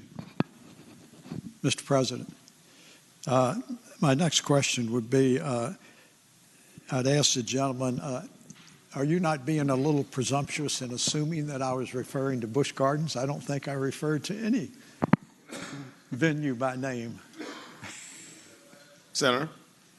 Well, I would say the gentleman, no, he didn't refer to any specific, but there's only 2 in this Commonwealth, so maybe I made an unlucky guess. Further question? Mr. President, my last question, which is a little more serious, and the gentleman invoked the term Commonwealth, and I happen to know a little bit about the derivation of that term, and it is a common and separate word, wealth, that has been assimilated together. Does it not cause you to pause, at least momentarily, that there seems to be an expression from Southside Virginia and Southwest Virginia, and that your representation, that you're advocating this bill on behalf of the Commonwealth, does not seem to be giving them any comfort level whatsoever? Senator's the floor. I would say the gentleman that that concerns me some, but it doesn't keep me up at night. My grandparents were farmers, and their parents were farmers, and they moved into Roanoke because there weren't any jobs in Franklin County where they lived. My mother got her education and moved to Northern Virginia to get a job out of Roanoke because there were more opportunities in Northern Virginia. And, this is something that's been going on. I just read in the paper that in Roanoke, that Norfolk Southern just decided to close their engine factory. I had 2 uncles that worked at that factory building rail cars and engines. And, our economy is continuing to evolve and change, and that gives people anxiety. And I think no matter what we do, people are going to have anxiety about what the future holds, especially in the parts of the Commonwealth where there's been a lot of change over the last few decades, if not the last 100 years. And,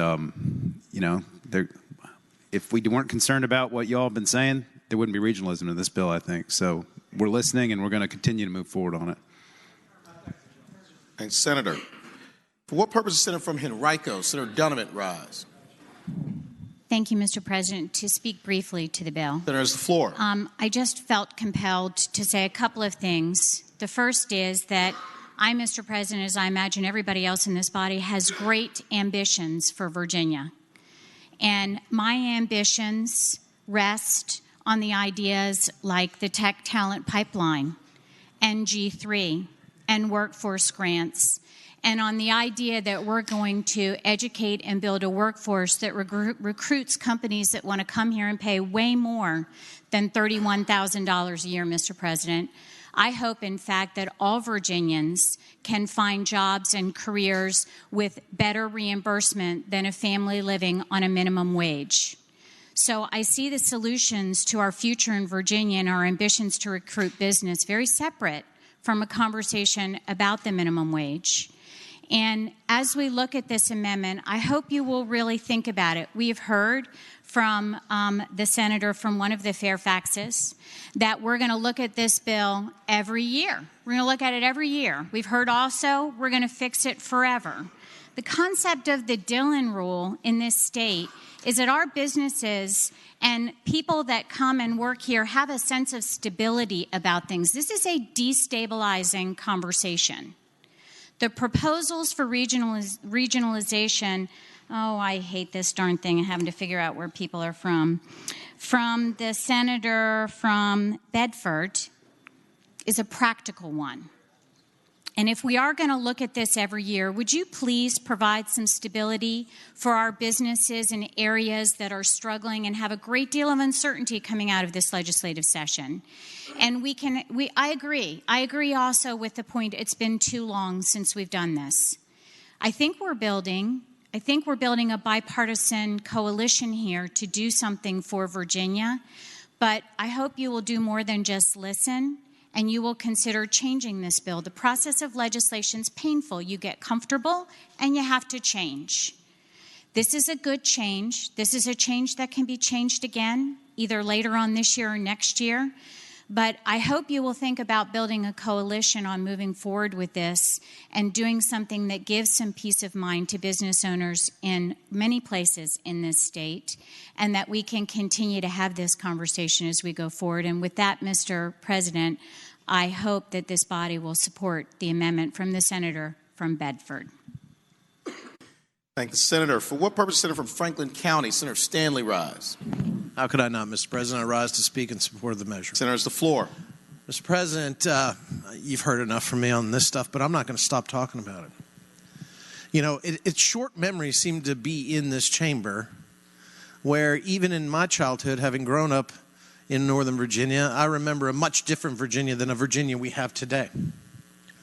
Once again, I'm not going to be told to get over it, and that I don't matter, and that the people of Southside and Southwest don't matter. Because they're in the same conditions that those that are our brothers and sisters in our inner cities. Southside was once the economic engine of Virginia, where profits flowed from companies and taxes flowed freely to help support the less fortunate areas, Mr. President, of the Commonwealth, like Richmond, Northern Virginia, and Tidewater. It's where the northern industrials came in the early 1900s, enticed by cheap land and cheap labor, to build their textile factories, where tobacco flourished as the major cash crop, where furniture manufacturing prospered. And after, once again, the government imposed upon us edicts like NAFTA, the North American Free Trade Agreement, and CAFTA, those industries have fled overseas. When the government told us, here you can't grow tobacco, here's a stipend not to do it, that stopped our economy and hurt our farmers. Every time the government says, you need this to my area, guess what happens? Bad things happen. We can't be any lower. Our pride remains. We're working hard to change our economy, but when this government right here insists on taking its Northern Virginia values and imposing them on Southside and Southwest Virginia, my citizens, my neighbors, my family, and even the family of one of our senators on the other side suffers. No, thank you. I mean, when I remember growing up in Northern Virginia and Southern Virginia, Southside, Southwest, had all of the senators, the majority of the senators, as you now do, had the Speaker of the House of Delegates, A.L. Philpott, over on the other side. I don't remember one thing that Southside Virginia legislators or Southside Virginia did to impede the economic growth of Northern Virginia while it was on the top, when Southside and Southwest Virginia was on the top of the economic food chain. They weren't passing bills knowing that Northern Virginia wasn't in the same position economically as they were that would impede their growth. They were encouraging growth in Northern Virginia. Look at what happened. Northern Virginia grew. But it seems like you guys are forgetting what we did during the Industrial Revolution to bring Virginia here to this moment. My dad used to always say, dance with the one that brung you. Well, this isn't dancing. This is leaving us in the cold and the dust. Small businesses depend on reasonable wages to be able to be profitable. Every small business man and woman that I have talked to from my area have said, my revenues don't go up because I pay a higher minimum wage. My revenues stay the same. So then the margins become closer. I have those that are thinking that if I have to pay this amount or that amount up to $15, and they're paying $10 right now, $10 above the minimum wage, but I now have to start at 12 or 15, they're going to have to let go 1 or 2 or 3 of those employees. Well, guess what? You've now created more unemployment in Southside and Southwest Virginia as we struggle and fight to become once again on equal footing with the rest of Virginia, who we once supplied with our taxes and shared our riches. Southside Virginia used to have the highest per capita millionaires, highest per capita income, highest graduation rates, highest percentage of college-educated people.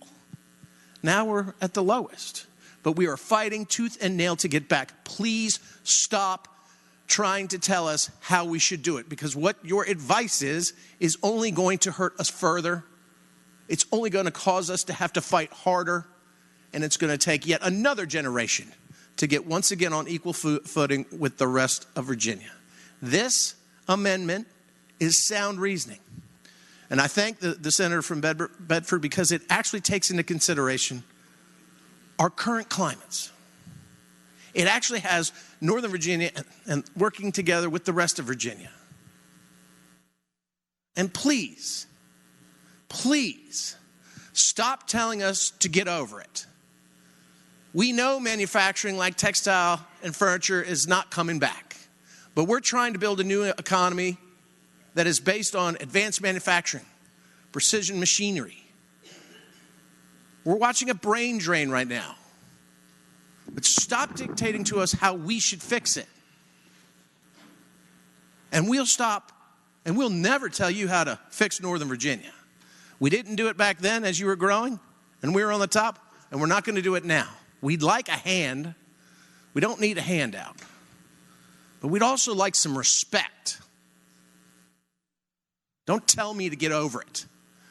Don't tell me my dream that I'm having some irrational dream about a Fruit of the Loom factory stitching underwear. I want what you want for my people.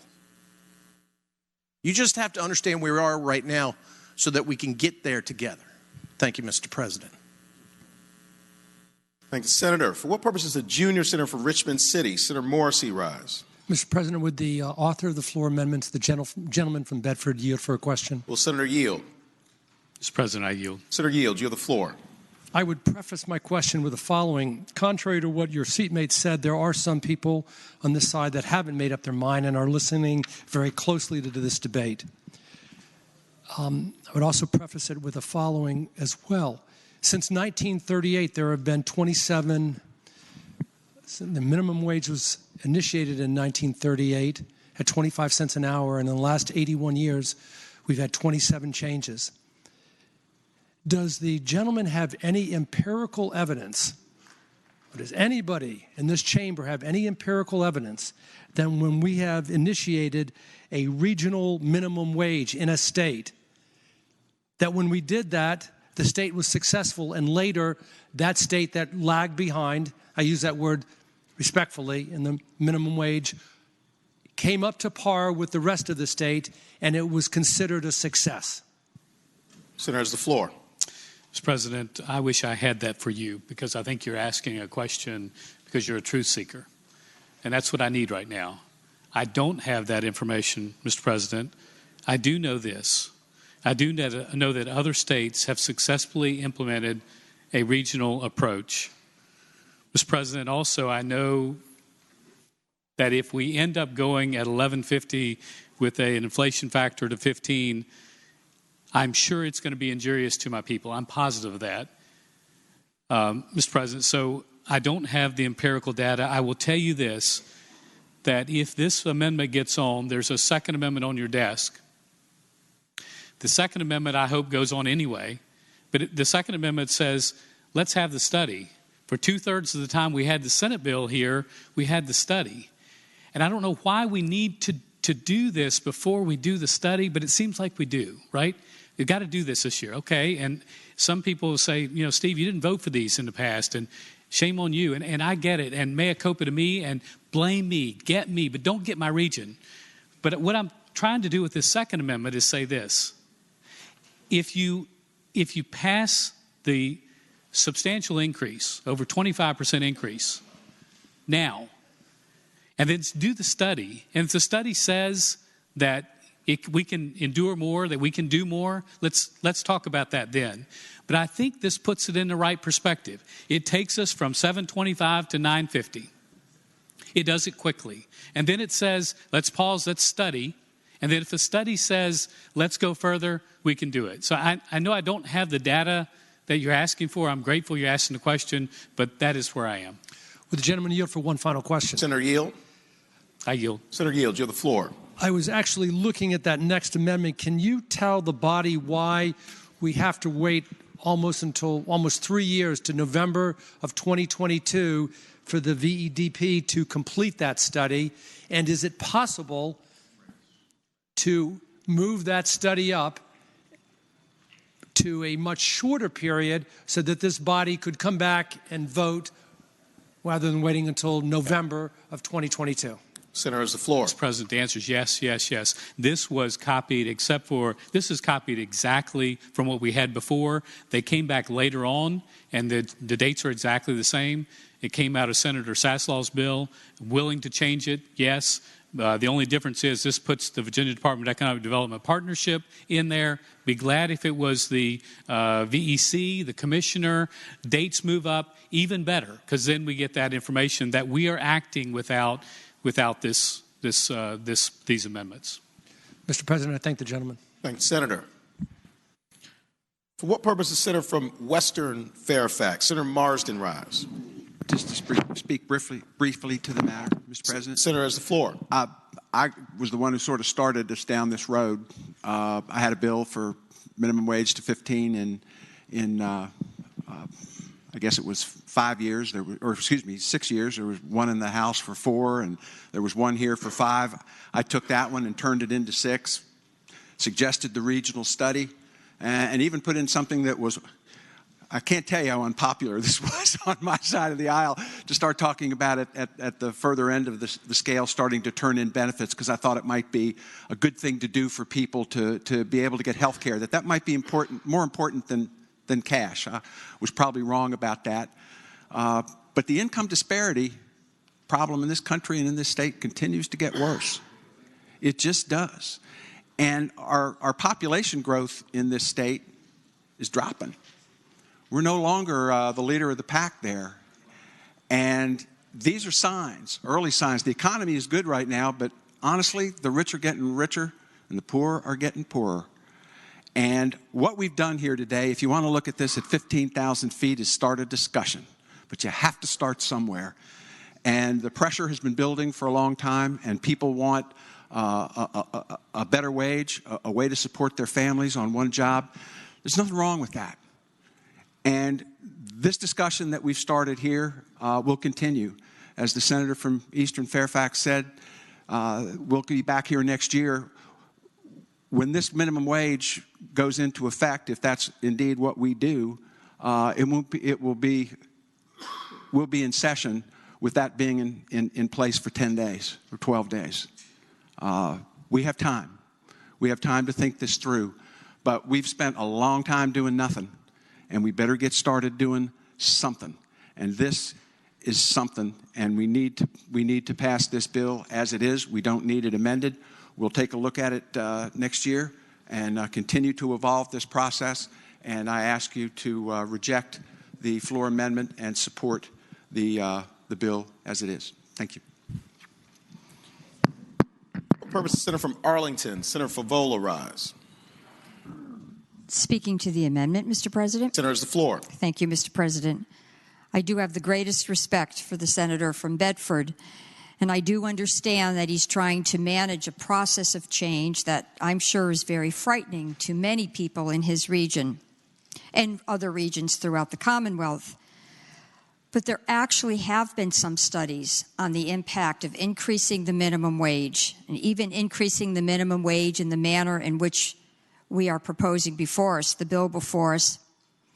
The University of Washington, although some studies are not conclusive, has determined in preliminary findings that actually employee retention is improved. There's increase in employment economic activity because there's pent-up demand to buy consumer products. Individuals are better able to stabilize their families. In some cases, there's even been reductions in accessing of public programs that in the past families had to access. Overall, what we're saying is there should be value in work. We should be saying to individuals, just because you may be working in retail or jobs that traditionally have not commanded high salaries, your work is still valuable, and you should be able to provide for your family without having to work 3 jobs. Everybody in this body has always espoused to put value and dignity in work. I think supporting a minimum wage says that work should be valued, and you should enjoy the dignity that comes with being able to provide adequately for your family, and you simply cannot do that on the minimum wage today. I believe this is a very measured approach that the Senate is offering. I'm not quite where the amendment is, but I do see the point that the senator from Bedford's attempting to make. I have to reaffirm that this is a process, and I'm not sure where we're going to end up, but I would like to start in a positive note, in a positive place as I see it. Thank you, Mr. President. Thank the senator. For what purpose is Senator from Hampton, Senator Locke, rise? Thank you, Mr. President. I rise to speak against the amendment. Thank you, Senator. You have the floor. And the reason that I wanted to speak is my friend Congressman Bobby Scott was mentioned earlier. And the congressman had sent some information out with regard to a Congressional Budget Office study that talked about various studies relative to the minimum wage. And one of the things that he mentioned was that the minimum wage workers are transient. So when someone says or references job loss, it doesn't always mean that somebody will be permanently out of work.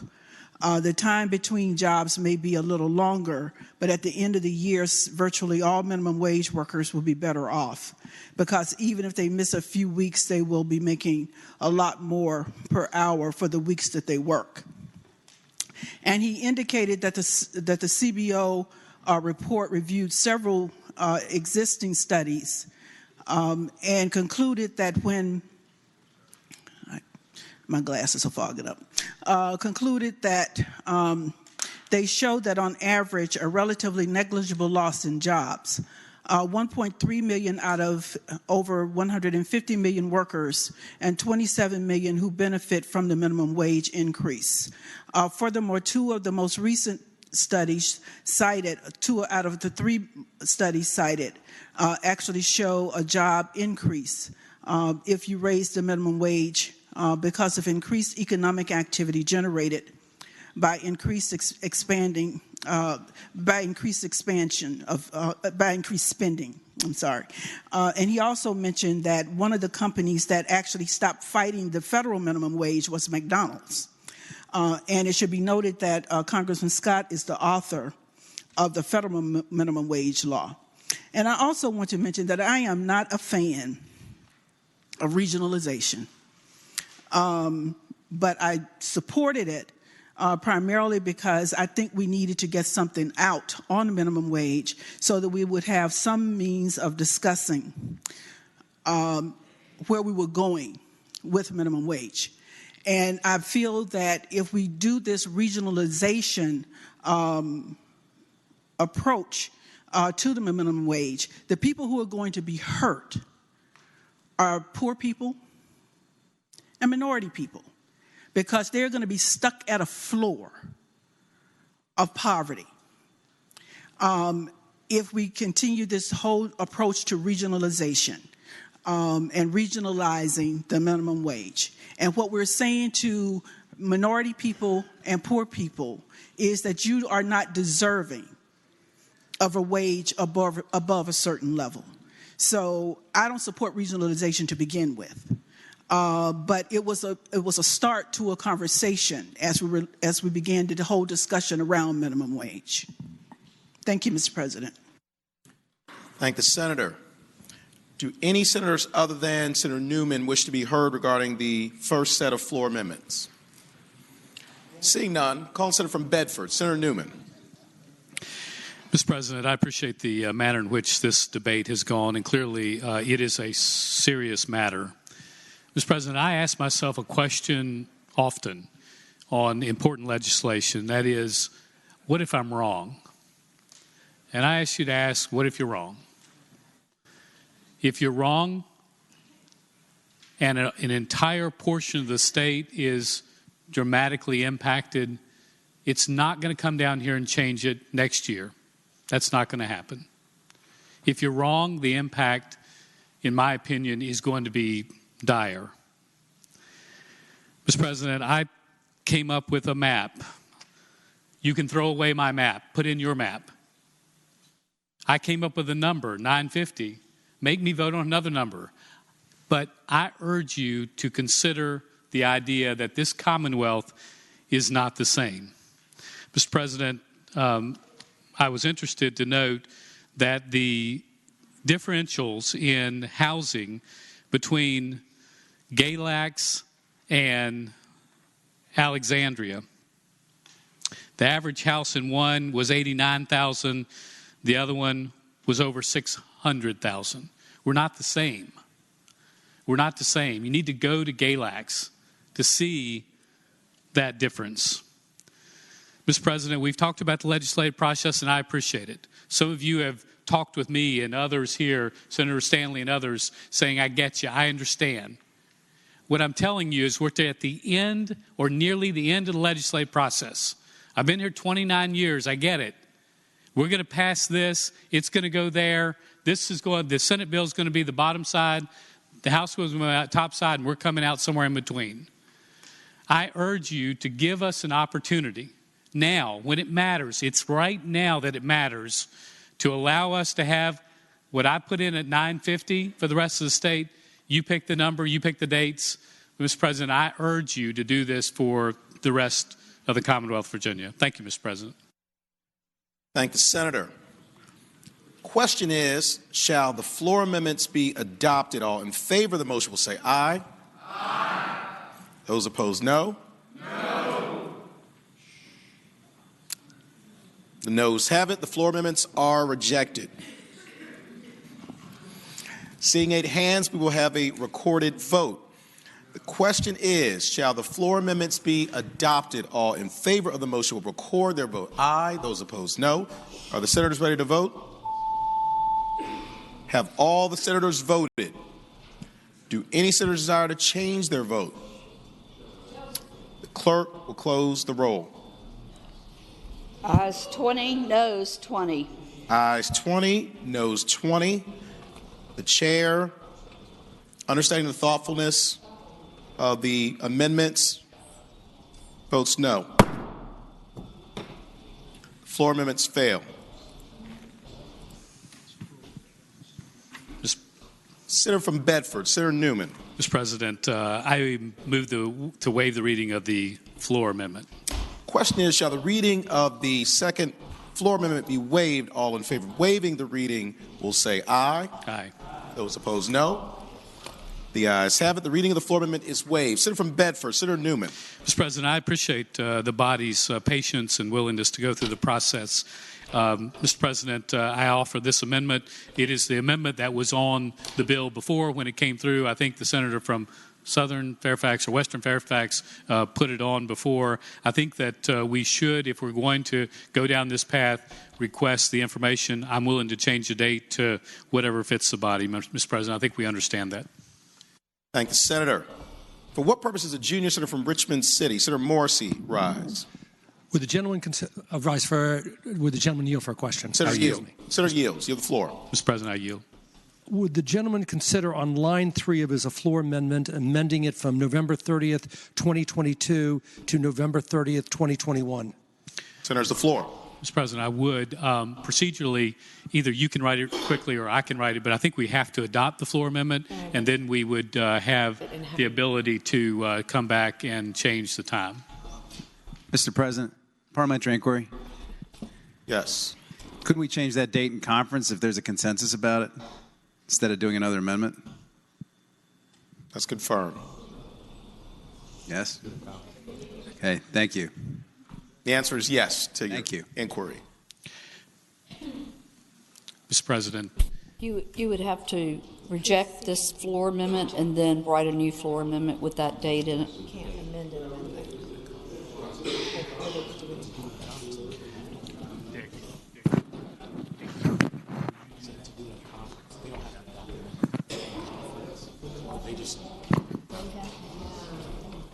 Something to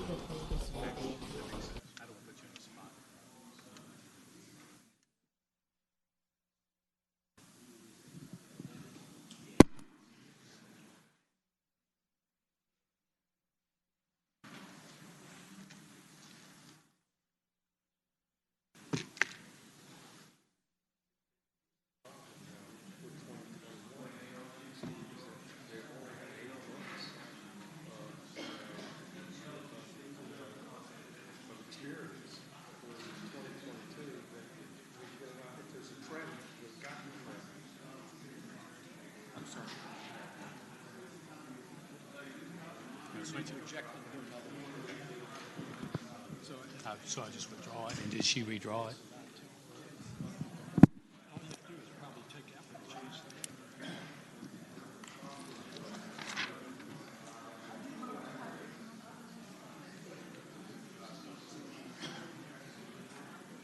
Senate will be at ease.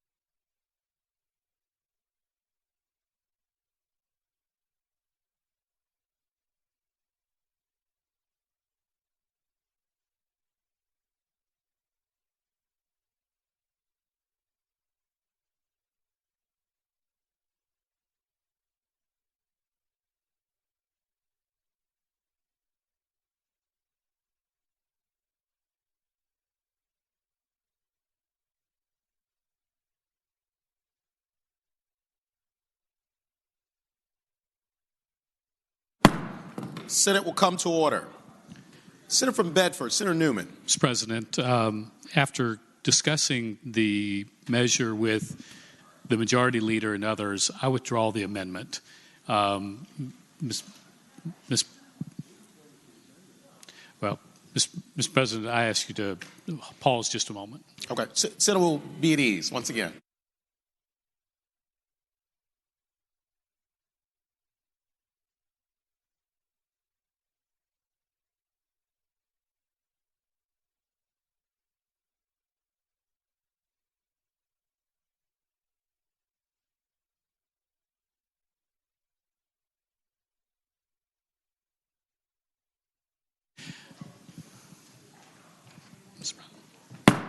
Senate will come to order. Senator from Bedford, Senator Newman. Mr. President, I appreciate all the senators' I think just really thoughtful consideration of this. After discussing it with a number of members, I will ask the Senate to approve the floor amendment that has already been waived with an understanding that it'll be discussed in conference and maybe we will have an opportunity to consider an earlier year or both dates at a later time, Mr. President. So I would hope that we would adopt the floor amendment. Thank you, Senator. Do any other senators wish to be heard regarding the second floor amendment? Seeing none, the question is, shall the floor amendment be adopted? All in favor of the motion will say aye. Aye. Those opposed, no. The ayes have it. The floor amendment is adopted. Senior Senator from Fairfax, Senator Saslaw. I now move that House Bill 395 pass. For the reasons explained? For the reasons explained. I thank the Senator. Unless you want to have a debate on the, for the reasons explained. Thank the Senator. Question is, shall House Bill 395 pass? All in favor of the motion will record their vote aye. Those opposed, no. Are the senators ready to vote? Have all the senators voted?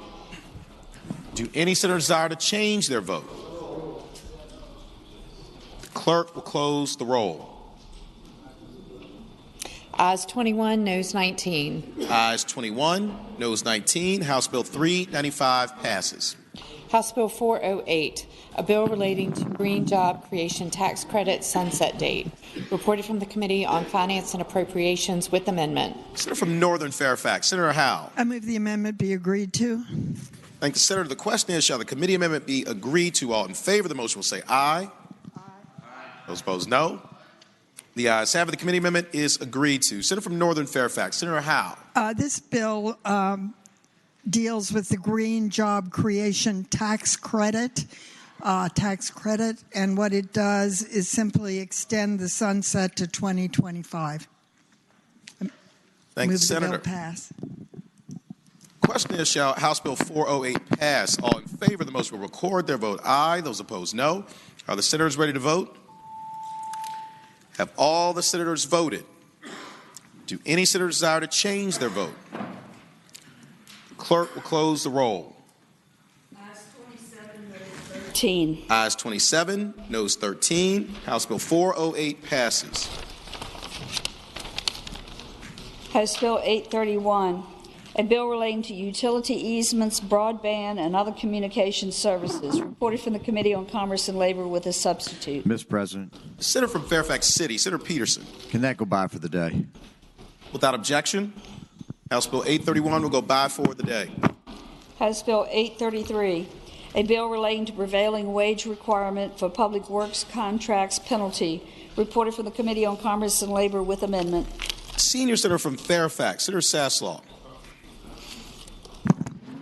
First, Mr. President, I move that we adopt the amendment, and that essentially adds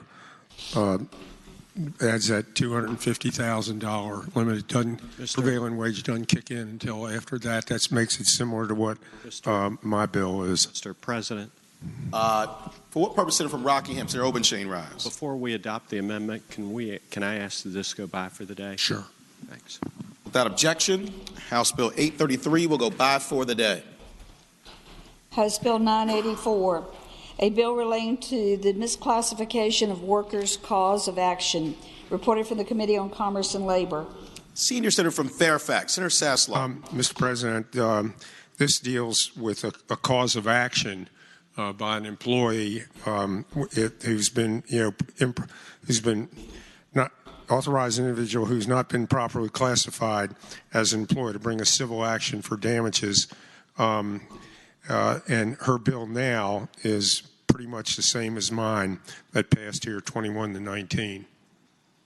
Thank the Senator. Question is, shall House Bill 984 pass? All in favor of the motion will record their vote aye. Those opposed, no. Are the senators ready to vote? Have all the senators voted? Do any senators desire to change their vote? Clerk will close the roll. Ayes 22, noes 18. Ayes 22, noes 18. House Bill 984 passes. House Bill 1037, a bill relating to health insurance short-term limited duration medical plans. Reported from the Committee on Commerce and Labor with a substitute. Senior Senator from Fairfax, Senator Saslaw. Mr. President, can 1037 go by for the day? Without objection, House Bill 1037 will go by for the day. House Bill 1199, A bill relating to prohibiting employers from retaliating against employees for reporting employee misclassification civil penalty. Reported from the Committee on Commerce and Labor. Senior Senator from Fairfax, Senator Sasslaw. Yes, Mr. President, House Bill 1199 is identical to Senate Bill 662 Senator Boysko had, and it deals with employee misclassification, and it prevents retaliatory measures against someone who filed a complaint that they've been misclassified from firing them because they simply filed the complaint that they've been misclassified. And her bill, Senator Boysko's bill, passed 25-13. Thank you, Senator.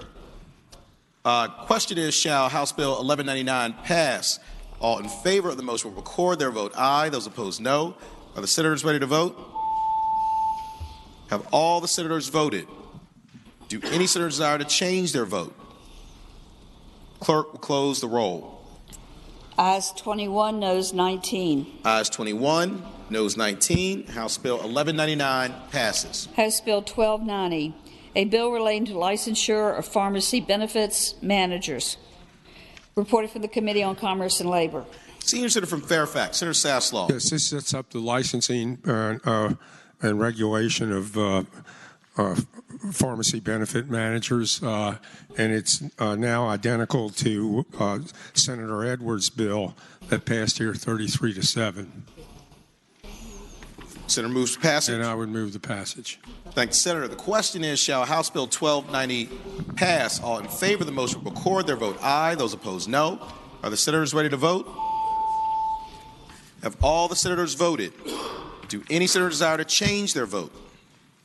The clerk will close the roll. Ayes 37, noes 3. Ayes 37, noes 3. House Bill 1290 passes. Regular calendar. House Bill 1407, a bill relating to misclassification of employees as independent contractors, Department of Taxation, to investigate and enforce civil penalties. Senator from Northern Fairfax, Senator Howe. I move the committee amendment be agreed to. Thank you, Senator. The question is, shall the committee amendment be agreed to? All in favor of the motion will say aye. Those opposed, no. The ayes have it. The committee amendment is agreed to. The Senator from Northern Fairfax, Senator Howe. Thank you, Mr. President. I move the bill pass, and speaking to it. Senator has the floor. This is the companion bill of Senator McPike's Senate Bill 744, which deals with classifying an individual as an independent contractor. It prohibits that if he is an employee based on IRS guidelines, and therefore if it fails to pay taxes. What we have done is conform it to the Senate bill, and I would ask that it pass. Thank you, Senator. The question is, shall House Bill 1407 pass? All in favor of the motion will record their vote aye. Those opposed, no. Are the senators ready to vote? Have all the senators voted? Do any senators desire to change their vote? Clerk, close the roll. Ayes 21, noes 19. Ayes 21, noes 19. House Bill 1407 passes. House Bill 1623, a bill relating to fee for open space preservation. Reported for the Committee on Finance and Appropriations, and there are 2 floor amendments. Senator from James City County, Senator Norman. Thank you, Mr. President. I have a floor amendment on that. In an effort to try to get to the budget sooner than later, I move we pass it by for the day. Without objection, House Bill 1623 will go by for the day. Contested calendar, House bills on second reading. Uncontested calendar. Senior Senator from Fairfax, Senator Sasslaw. Mr. President, I move that all House bills, on second reading on the uncontested and regular calendar, pages 25 through 54, that's House Bills 172 through 1695, that the rules be suspended and the second constitutional reading of the titles be dispensed with. Thank the Senator. The question is, shall the rules be suspended and the second reading of the titles of the House bills and the uncontested and regular calendars, pages 25 through 54, House Bill 172 through House Bill 1695 be dispensed with? All in favor of the motion will record their vote aye. Those opposed, no. Are the senators ready to vote? Have all the senators voted? Do any senators desire to change their vote? Clerk, close the roll. Ayes 40, no 0. Ayes 40, no 0. The reading of the titles is dispensed with. Senior Senator from Fairfax, Senator Saslaw. Mr. President, I now move that those said bills go by for the day. Thank you, Senator. The question is, shall the House bills on the uncontested and regular calendars now on third reading go by for the day? All in favor of the motion will say aye. Those opposed, no. The ayes have it. The bills will go by for the day. Uncontested calendar Senate bills on second reading. Senate Bill 29, a bill to amend chapter.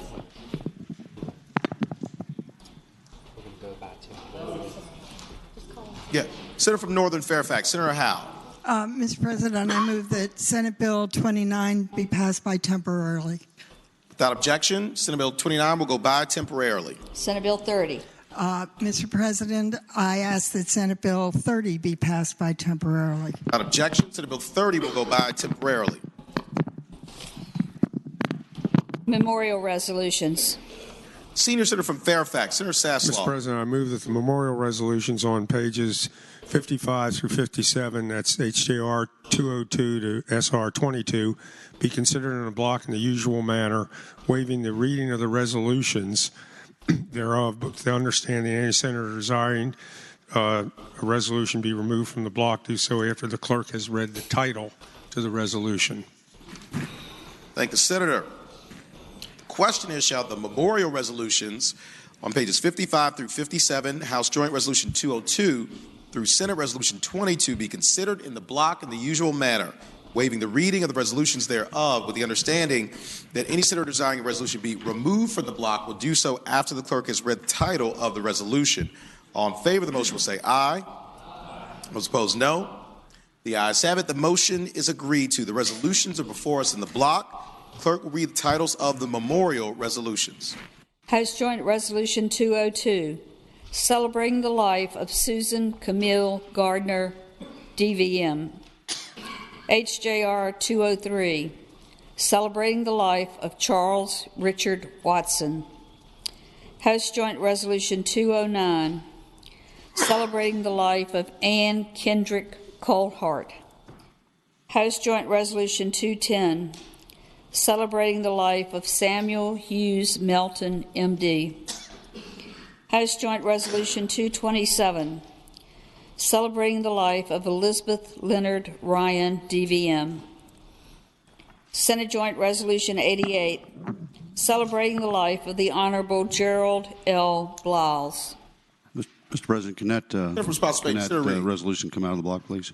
Without objection, Senate Joint Resolution 88 will be removed from the block. Senate Joint Resolution 96, celebrating the life of John Walter Ainsley. Senate Joint Resolution 99, celebrating the life of the Honorable Elliot Shule. Mr. President. Senator Deeds. May that resolution come out of the block, please. Without objection, Senate Joint Resolution 99 will be removed from the block. Senate Joint Resolution 101, celebrating the life of Stephen H. Rubin.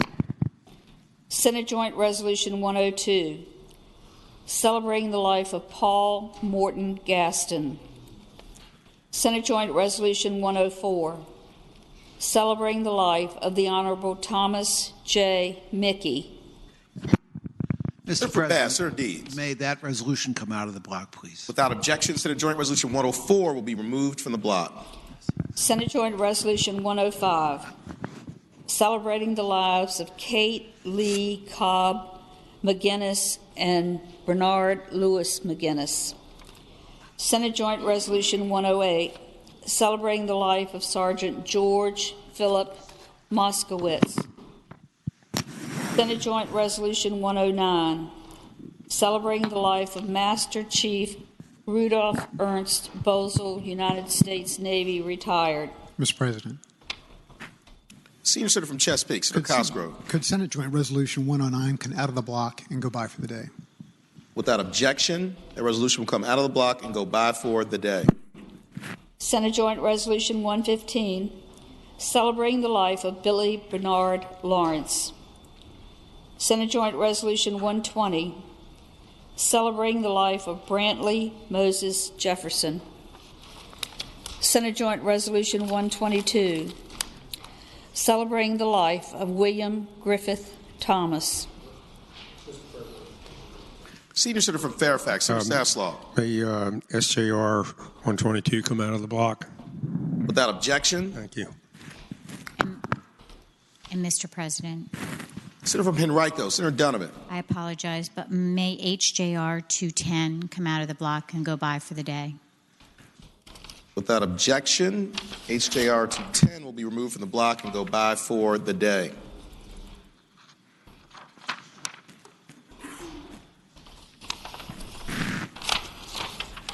Senate Joint Resolution 132, celebrating the life of David M. Hinkle. Senate Joint Resolution 133, celebrating the life of Catherine Carter Askew. Senate Resolution 22, celebrating the life of the Honorable Eva Mae Fleming Scott. Mr. President. Senior Senator from Chesterfield, Senator Chase. Thank you, Mr. President. Can Senate Resolution 22 come out of the block, please? Without objection, Senate Resolution 22 will be removed from the block. Mr. President. Senator from Bass. I apologize, but could Senate Joint Resolution 99 go by for the day? Without objection, Senate Joint Resolution 99 will go by for the day.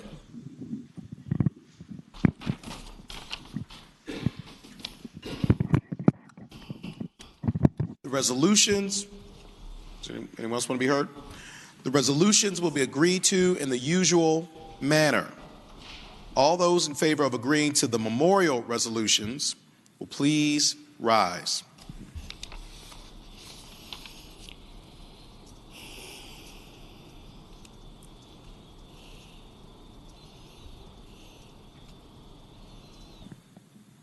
The resolutions are agreed to. Returning to page 55, Senate Joint Resolution 88, celebrating the life of the Honorable Gerald L. Blas. Senator from Spotsylvania, Senator Reeves. Thank you, Mr. President. Asked that SJR 88 pass, and speaking to that. Mr. President. There's the floor. I wasn't here when Governor Blas was in office, and I know there are many legislators that are here that can probably speak more eloquently about how he served this Commonwealth. And what I've understood in talking with some of his previous staff and folks that knew him was he is a man of honor and integrity. And I think as we all spend along down the floor and we often wonder what's after serving here, how we'll be remembered. So I'd like to just conclude with some of his last words, or if these were his last words in one of his speeches. He said, "I would charge those who remain to remember that learning comes more from listening than lecturing, that there is a difference between discussing and demanding, between reasoning and reacting. For life is a license to be lived fully and forcefully, to make a difference in a world of change that has so telescoped some time and distance and blurred the distinction between information and knowledge, between words and wisdom. I would charge those who remain to remember that a civilization must be civilized, that civility must be cultivated, for it's the social glue that holds the fabric of our society together. Kindness counts. Good manners can move mountains. The power of passion and the forces of nature are always with us and are necessary elements of ideas and actions. But it is reason that can guide that passion and civility that can harness that energy for the public good. So if these were my last words, I would remind those who remain behind, I think he's speaking to us in this, that they still possess the gift of life, the length of which is not guaranteed, but then the measure of life is not in its length, but in the length of its shadows. Words of wisdom spoken by a true great governor. Thank you, Mr. President. Thank the Senator. What purpose is the senior senator from Fairfax, Senator Saslaw, rise? It's pretty tough. Jerry and I came to the House together in 1976, and he just a really super bright guy. And and he had a sense of humor, too. Some people wouldn't think it's a sense of humor. He was the author of Right Turn on Red. He figured that after about 50 years of, red, white, and green, that we were now ready for Right Turn on Red. He then figured out that if you were on a one-way street, going to a one-way street, and you were in the left lane, you could also make a left turn on red after stop. So I went to him, and I told him, well, you got one more to go. And he says, what's that? I said, well, next year you come with a bill that's straight ahead on red. And he said, I don't think that'll work. But he was in the Attorney General's office when he got elected to the House of Delegates, and it was a district that overlapped other delegates. So he had both Richmond and I think Henrico County as well. And then in 1981, he got elected, and like I said, it's an extremely bright guy. And he got elected Attorney General. It was a contest between he and Wyatt Durrett, who was in the House of Delegates. And then 4 years later, again, he and Wyatt Durrett went at it this time for governor. And, Jerry and I remarked that he had to share the headlines the next day.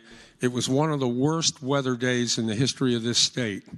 And for those of you who are from the Roanoke area, on the 6 o'clock or 7 o'clock evening news, there was a blip of a former delegate, Vic Thomas, being airlifted off the roof of his retail facility because of the river had overflowed, and it was just a mess. And I told Jerry, oh, by the way, you got elected governor. But he really was an extremely thoughtful person. And that special session, transportation session, which he raised the sales tax to 4.5%, the gasoline tax 2.5% from 15 to 17.5%, and there were a variety of others.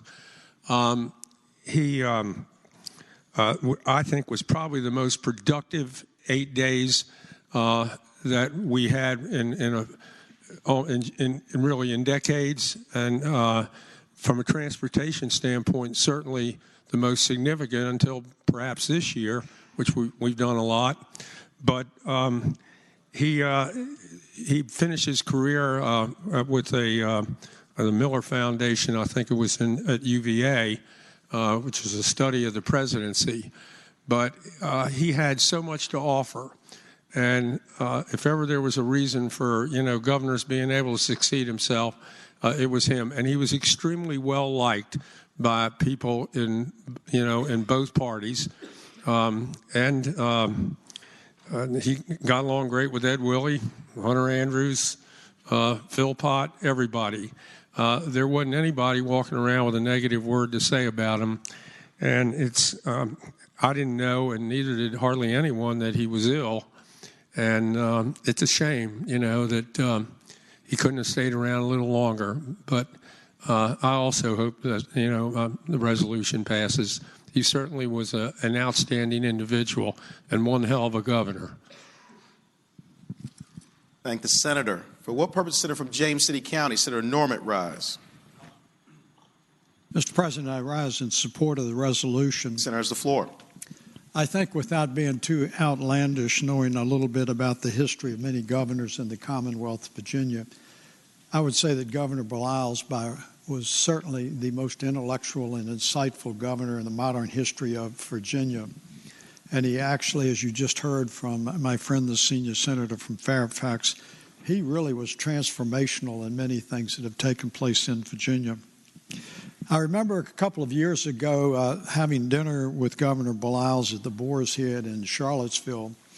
And the reason we were there is that the Sorensen Institute was having their graduation ceremony at the Boar's Head, and I had the opportunity to spend a dinner with he and his son. And, of course, those of you will remember that his son was on the city council for the city of Richmond, but he was participating in the Sorensen Institute at the time.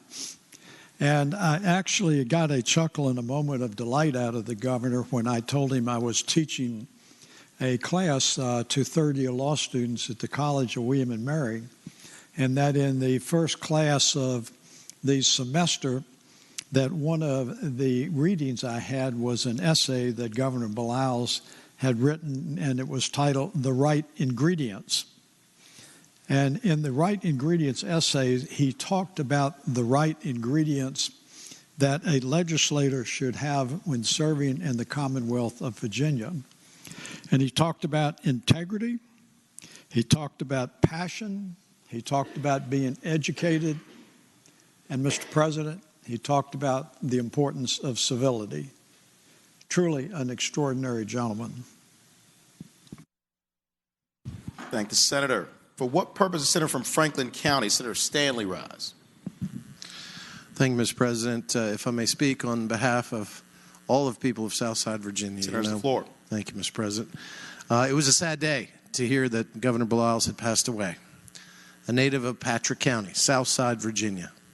One of the last governors we've had from Southside Virginia.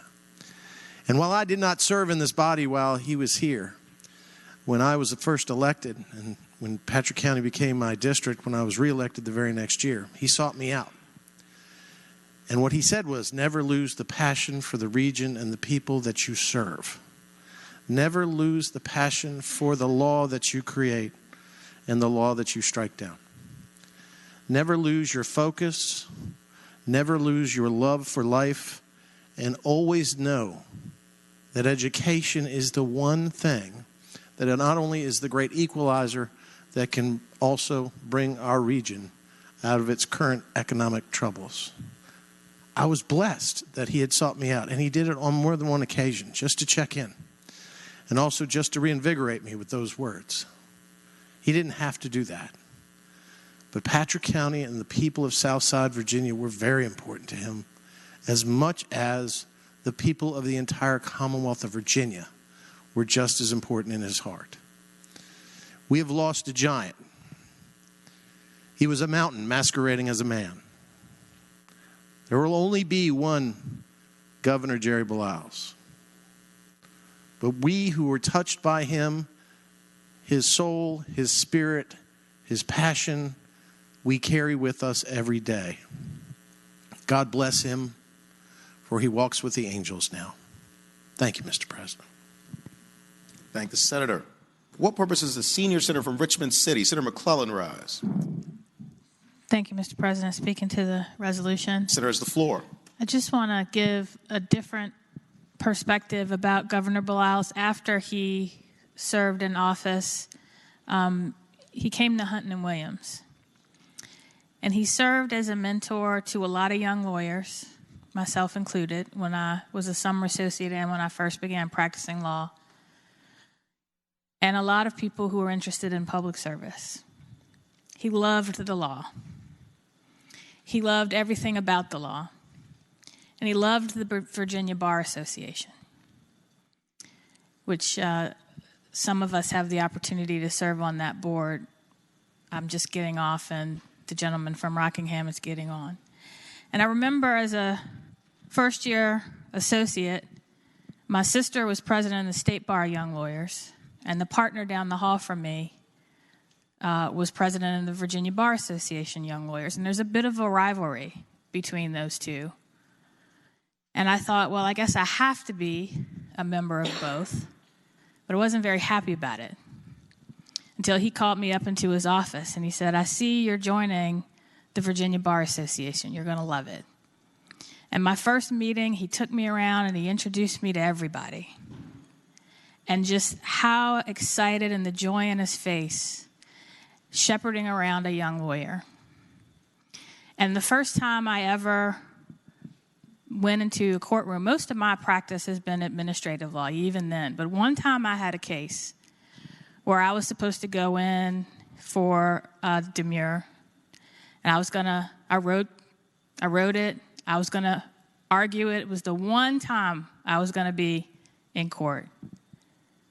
And he called me in and he said, practice out your argument on me.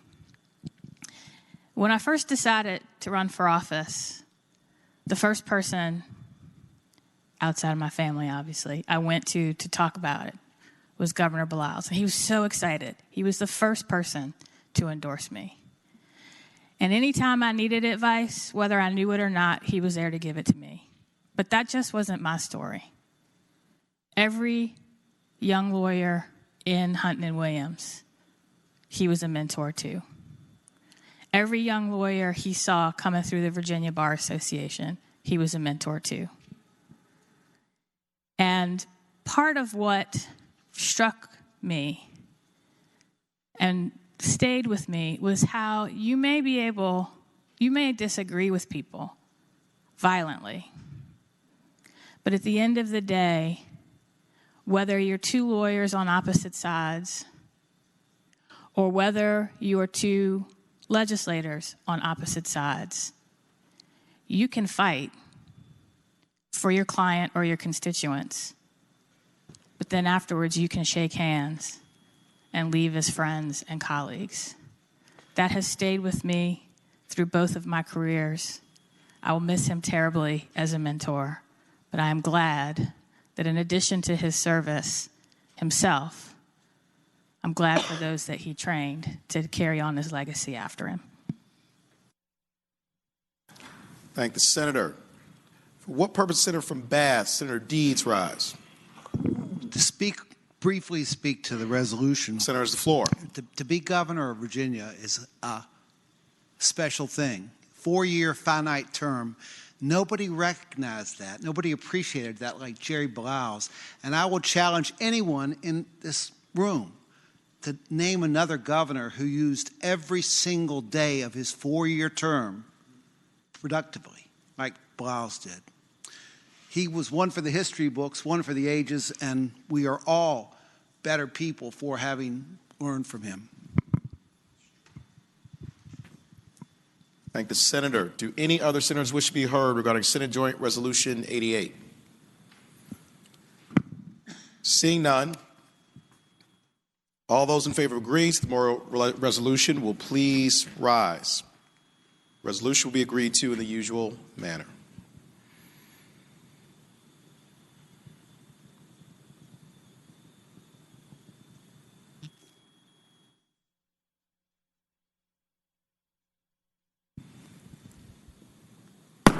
The resolution is agreed to.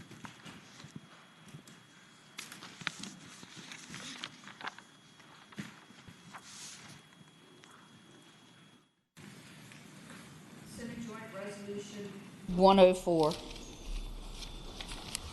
Senator from Bath, Senator Deeds. President, I move the resolution. There's the floor. There was only one person on this floor who served with Tom Mickey. In 1991, at his party, after the election results came in, and they didn't come in quite the way he wanted, he said, you know, people say I'm shy and retiring. Well, tonight I came up a little shy, and I'm retiring from politics. He had a sense of humor. Thank the senator. Do any other senators wish to be heard regarding Senate Joint Resolution 104? Seeing none, all those in favor of agreeing to the memorial resolution will please rise. The resolution will be agreed to the usual manner.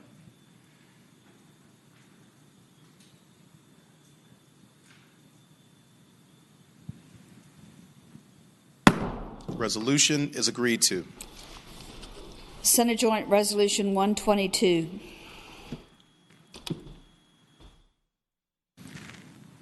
Senior Senator from Fairfax, Senator Saslaw. Yeah, Mr. President, I discussed Bill Thomas the day after he passed away here on the floor, and a lot of the people in here knew him. He was probably the most productive and top lobbyist in the history of this state. And as I said before, you never saw him with a briefcase. It was all in his head. And he was, if Jerry Blouses had an intellectual counterpart in the lobbying community, it was Bill Thomas. And his client list, showed that. And he never took up much of your time. When I first got elected, and I was talking with him right right after I got elected. He had wanted to speak to me about something. And he told me, he says that if, he says, all I or any other lobbyist should ask you for is 5 minutes. And if after 5 minutes you still don't want to vote for the bill, one of two things exist. Either I did a poor job explaining it or the bill's no damn good. And he said any lobbyist that asks you to vote against or vote for something that's going to get you in trouble with your constituents, show them the door. And that's one of the reasons why he was so well liked. And he was very, very thorough in everything he did. The funeral was yesterday, and I think Senator Peterson he attended it. It was attended by some of the most prominent people in this state, and he was well liked by people in both parties, and extremely well liked, by the business community, which he represented. And like I said, just a giant intellectually. It's tough seeing all this happen. Thank the senator. Do any other senators wish to be heard regarding Senate Joint Resolution 122? Seeing none, all those in favor of agreeing to the memorial resolution will please rise. The resolution will be agreed to in the usual manner.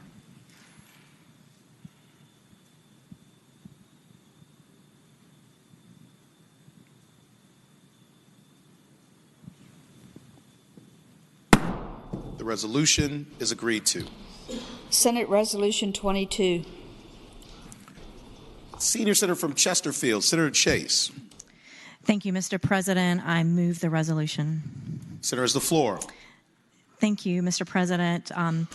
Eva Mae Scott, everyone affectionately knows as the first female state senator of Virginia, and such an honor to get to know her and consider her a beloved mentor to me personally. And, she lived a long time. Senator Saslaw thinks he's old, but he's not. And he's got a great example in Senator Eva Mae Scott, because she was 92, and this time last year, she could run circles around me. And that's saying something. So I'm sure Senator Saslaw will follow her footsteps. She was a pharmacist. She was a businesswoman. She served 4 consecutive terms as a delegate from 1972 to 1980 and 1 term in the Senate, 1979. She was also the founder of the Amelia Education Foundation at Amelia Academy.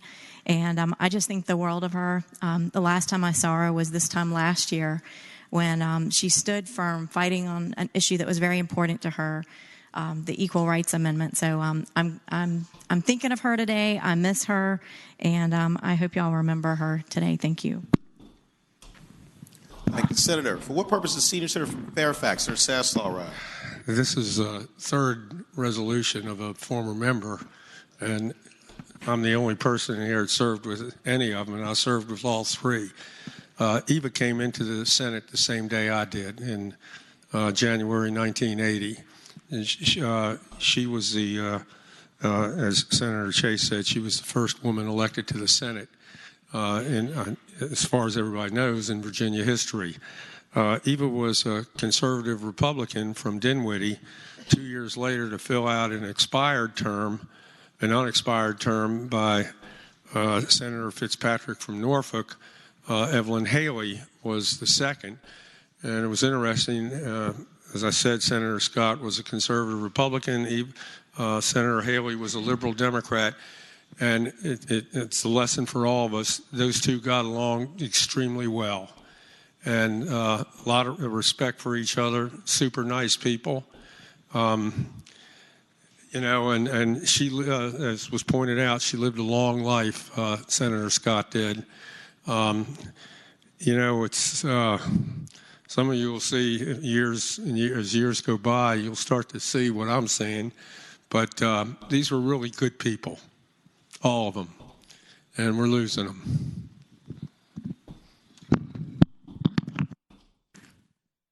Thank the Senator. Do any other senators wish to be heard regarding Senate Resolution 22? Seeing none, all those in favor of agreeing to the memorial resolution will please rise. The resolution will be agreed to in the usual manner.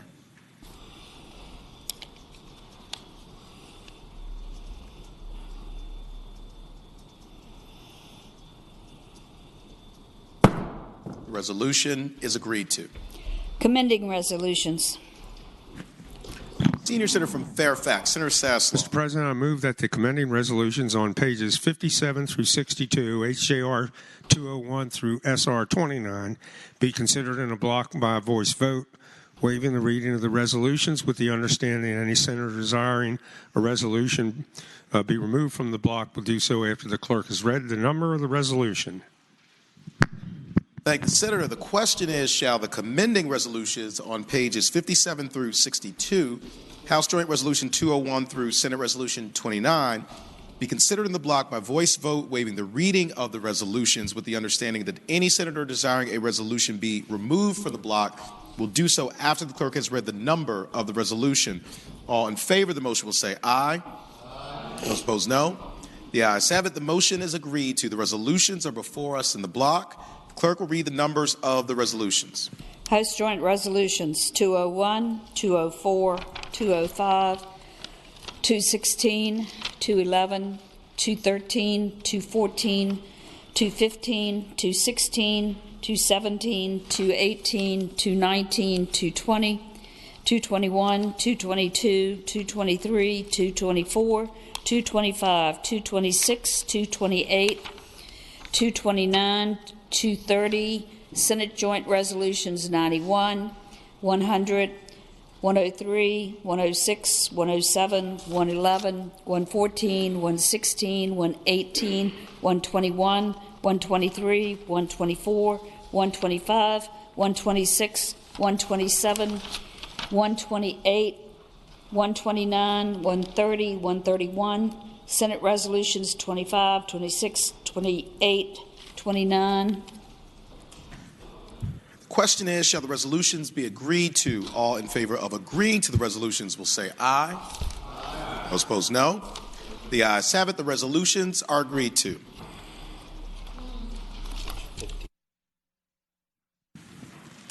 Returning to page 54. Senator from Northern Fairfax, Senator Howe.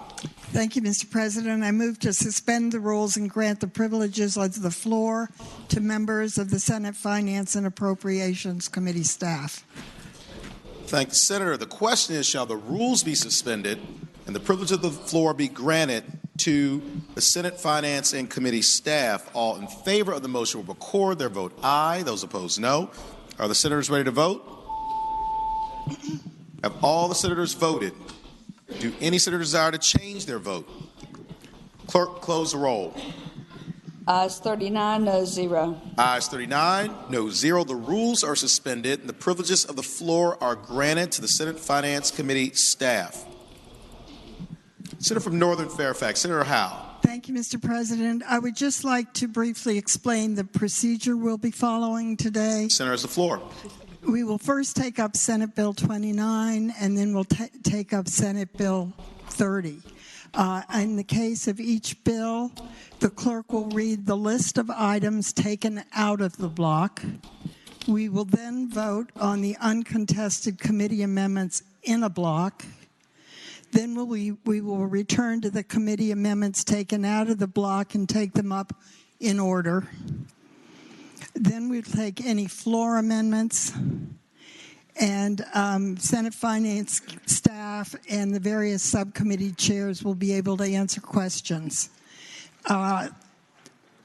This is a process, as I mentioned when we were meeting several hours ago, that is a test. We are trying to cut back on the amount of time it takes to do really unnecessary readings. As I look at the clock now, I mean, we are hoping to cut at least an hour and a half out of the amount of time that would ordinarily be taken up by the clerk having to read each and every page number and item number. So we'll see how it goes. If it doesn't go well, we can revise it next year or return to the previous process that had been used in the past. And with that, I'd like to just say a few words about the budget bills before we go into them. I want to thank the Senate Finance and Appropriation Committee members for the hard work they did on this budget. It was adopted unanimously by the committee. It was crafted with bipartisan support and hard work by literally every committee member. The budget is focused on Virginia's future and prioritizes the people of Virginia. The budget recommendations are structurally balanced. On Sunday, I told that committee members where there were options for one-time investments, we took them. This includes additional cash investments and capital outlay while also reducing the amount of proposed debt. It also means accounting for a larger rainy day fund deposit in the second year. These things were done to protect our AAA bond rating. The budget includes deposits to the revenue cash reserves of $720 million between fiscal years 20 and 22. And when combined with the mandatory deposit in the rainy day fund of an additional $112 million, our combined balance and savings will total $2 billion by the end of fiscal year 2022. This budget prioritizes the people of the Commonwealth. It provides raises for employees and teachers, including recognizing the new funding from Senate Bill 972 for state trooper compensation. And it also includes the funding needed for minimum wage increase. The budget starts with support for some of our youngest Virginians with investments in early childhood education. It also helps adults get training through the new G3 program, allowing our citizens to be more skilled and get a good job. In healthcare, it provides funding for more waiver slots, rate increases for providers, and significant investments in community-based behavioral health services. The committee also made large investments in water quality and land preservation. All members may not agree with all decisions, but this budget reflects the priorities of the Senate. As people keep telling me in the halls of the Pocahontas building, this budget is a great budget. And I again want to thank the committee members for their hard work.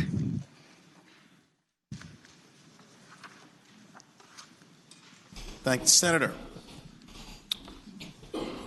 Senate Bill 29, a bill to amend and reenact Chapter 854 of the 2019 Acts of Assembly, which appropriated the public revenues and provided a portion of such revenues for the 2 years ending respectively on the 30th day of June 2019 and the 30th day of June 2020, and so forth.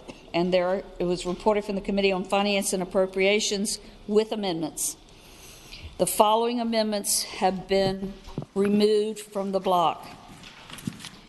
Page 27. Take your time. It's snowing. I couldn't wait to tell you that.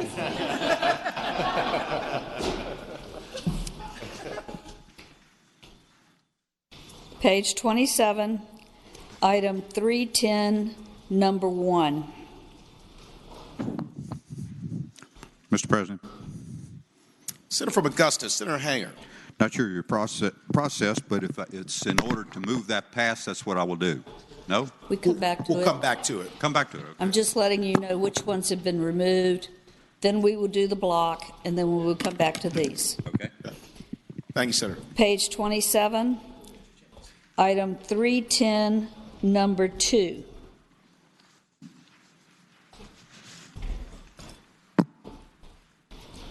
Page 37, item 481, number 2.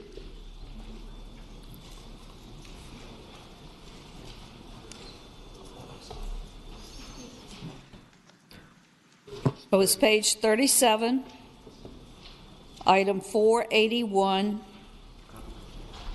number 2.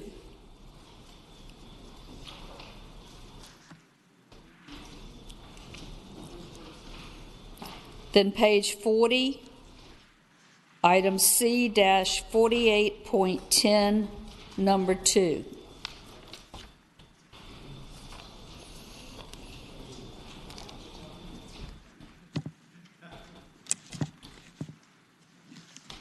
Did everyone get the last one? Item C-48.10, number 2,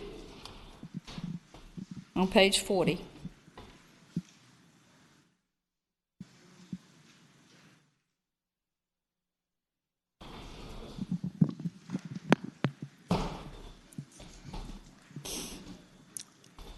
Mr. President. Senator from Northern Fairfax, Senator Howe. Thank you. I move the uncontested committee amendments be agreed to. Thank the Senator. The question is, shall the uncontested committee amendments be agreed to? All in favor of the motion will say aye. Aye. Those opposed, no. The ayes have it. The uncontested committee amendments are agreed to. Returning to page 27, item 310, number 1. Senator from Augusta, Senator Hager. Thank you, Mr. President. I move the amendment pass and speak to that. Senator has the floor. Thank you, Mr. President, members of the Senate. This amendment addresses the disposition of a piece of property in Hillsville, which was the Southwest Training Center, which we have gone through a series of closures. The property would now be surplus because we've closed it. We do have a possible deal where a business entity that would be providing health care services is willing to come in and buy the property from the state at market value or more at an adequate amount to defease all of the bonds that are outstanding. I think it will be a good deal for Southwest Virginia and certainly for the state, so I hope it will be the pleasure of the Senate to adopt the amendment. Thank the Senator. Do any other senators wish to be heard regarding item 310, number 1S? Seeing none, question is, shall the Senate adopt the committee amendment? All in favor of the motion will say aye. Aye. Those opposed, no. The ayes have it. The Senate adopts the committee amendment. Page 27, item 310, number 2.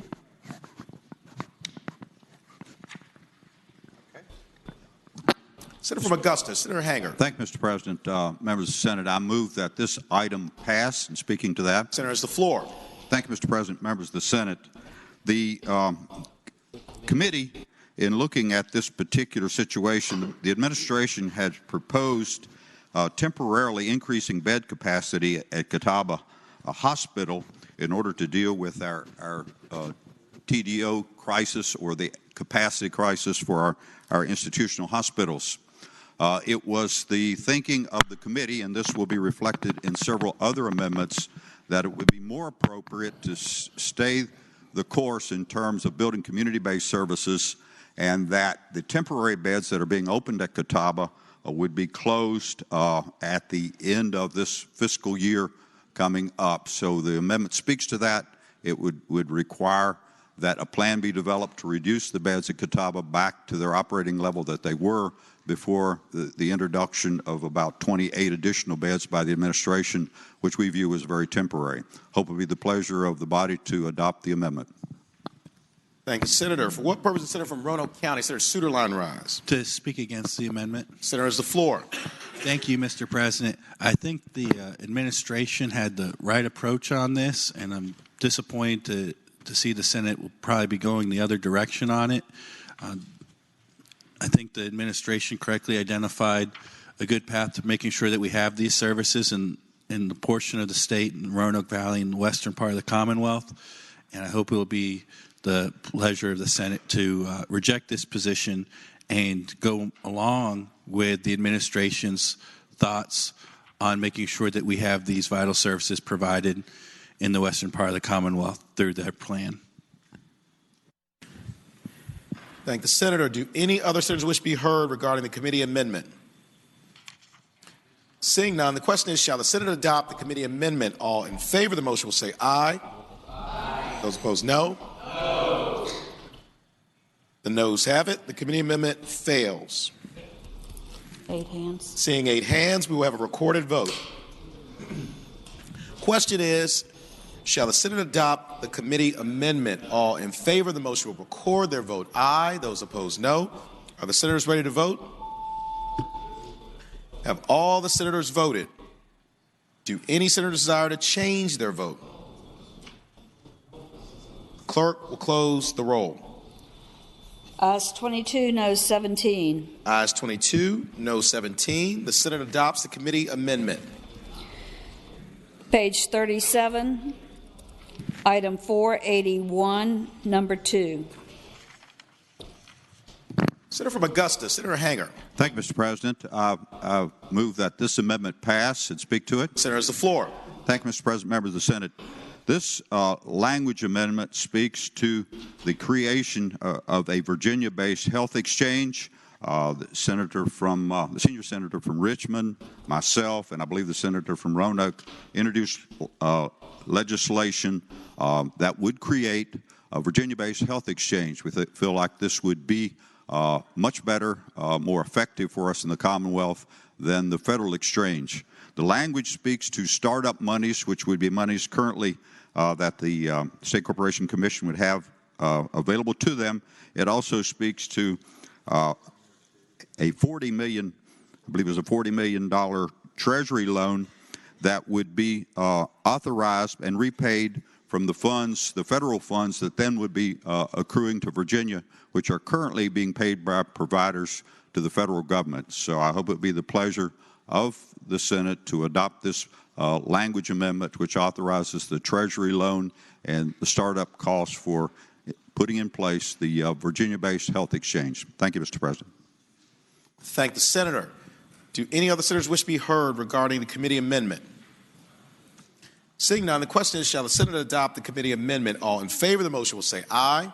Aye. Those opposed, no. The ayes have it. The committee amendment is adopted. Page 40, item C-48.10, number 2. Mr. President. Senator from Bath. I move that the amendment be agreed to. Senator, the floor. Last year, you may recall that we authorized the construction of a new Central State Hospital. The hospital we authorized would contain 252 beds, 111 maximum security beds, and 141 civil beds. The maximum security beds is because Central State is where our forensic unit is. The introduced budget includes a non-disclosed amount because it was part of the project pool for 48 additional beds at Central State. It works out to about $51 million in debt for those 48 beds. The committee removed this new funding based on a decision of the Health and Human Resources Subcommittee to not approve the additional beds or pod, in part because we continue to make investments in community-based mental health services, and we believe that will alleviate the need for the additional beds. So again, I would hope you would approve the amendment. Thank the Senator. Do any other senators wish to be heard regarding the committee amendment? Seeing none, the question is, shall the Senate adopt the committee amendment? All in favor of the motion will say aye. Aye. Those opposed, no. The ayes have it. The committee amendment is adopted. And we have 2 floor amendments. Who's sponsoring? D-Staff. Okay. Senior Senator from Virginia Beach, Senator D-Staff. Mr. President, I have 2 floor amendments, and I'd like to waive the reading of those. Question is, shall the reading of the floor amendments be waived? All in favor of waiving the reading will say aye. Those opposed, no. The ayes have it. The reading of the floor amendments is waived. Senior Senator from Virginia Beach, Senator D-Staff. So, Mr. President, I'd like to take these up in a block if possible. Without objection. So, Mr. President, what these two, And Senator, just to orient everybody, what page would this be tied to and what provision, just so we're all on the same page? This would be page 295 and page 265. Both of these unstriking, on page 265, unstriking line 10 through 15.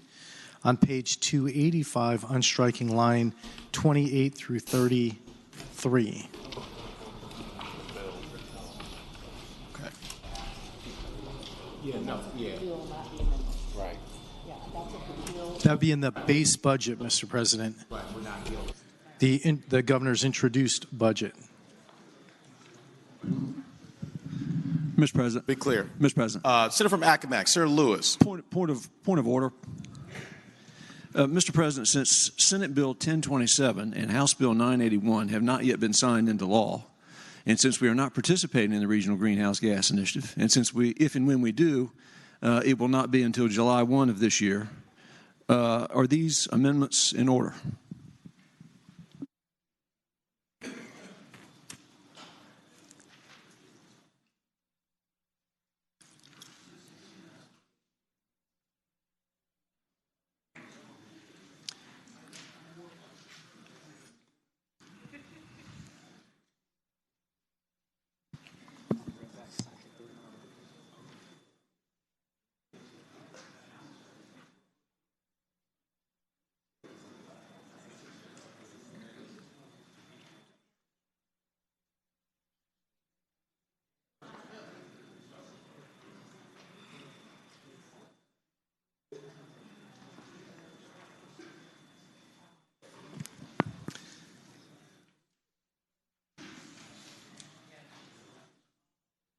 Mr. President?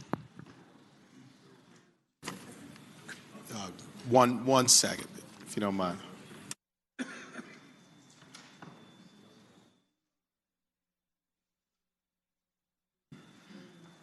guys know better than I do, but I'd almost take them up separately because that Reggie one is a tougher vote. Okay. I think that's a tougher vote. Well, they're both Reggie, and they both strike Reggie.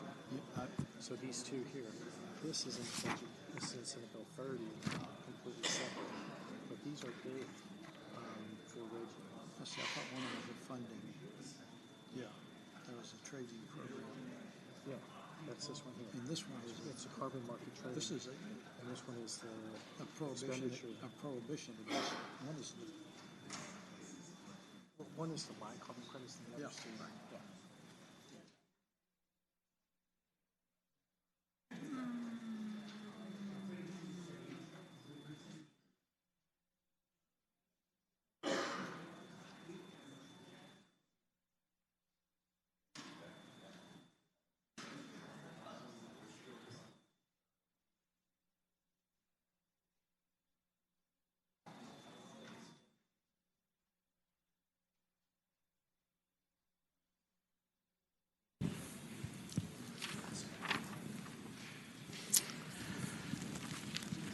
Parliamentary inquiry was whether or not the floor amendments are out of order, and the chair rules that they are both out of order.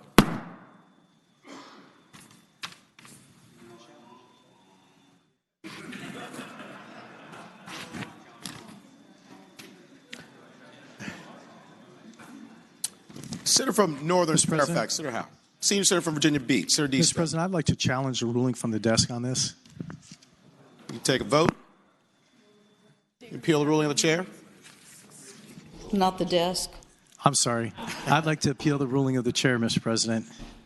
And Mr. President, speaking to that, Mr. President, Senator has the floor. These are floor amendments in Senate Bill 29, and the governor didn't have to send these down in Senate Bill 29. So I think that they are more than germane. I think that if he didn't want us to be able to agree with him or disagree with him, he wouldn't have sent them down the bill this way. You didn't rule that they remain, not germane. You just ruled they were out of order. And just to clarify, the ruling was not as to germaneness, but it was as to whether or not they were out of order. So, but we'll still, you made a motion to appeal the ruling of the chair.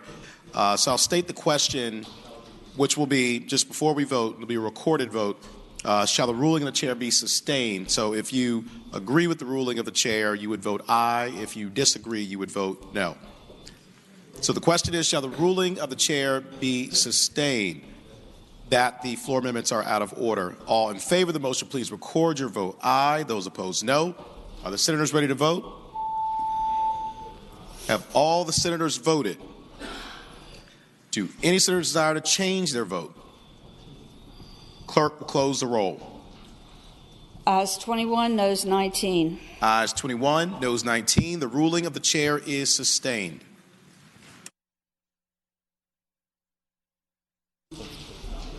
Senator from Northern Fairfax, Senator Howe.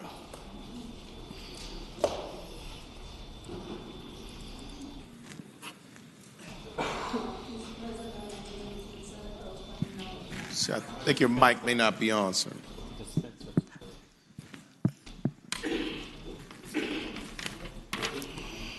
I move that the rules be suspended and the third constitutional reading of the title of the bill be dispensed with. Thank the senator. The question is, shall the rules be suspended and the third constitutional reading of the title of the bill be dispensed with? All in favor of the motion will record their vote aye. Those opposed, no. Are the senators ready to vote? Have all the senators voted?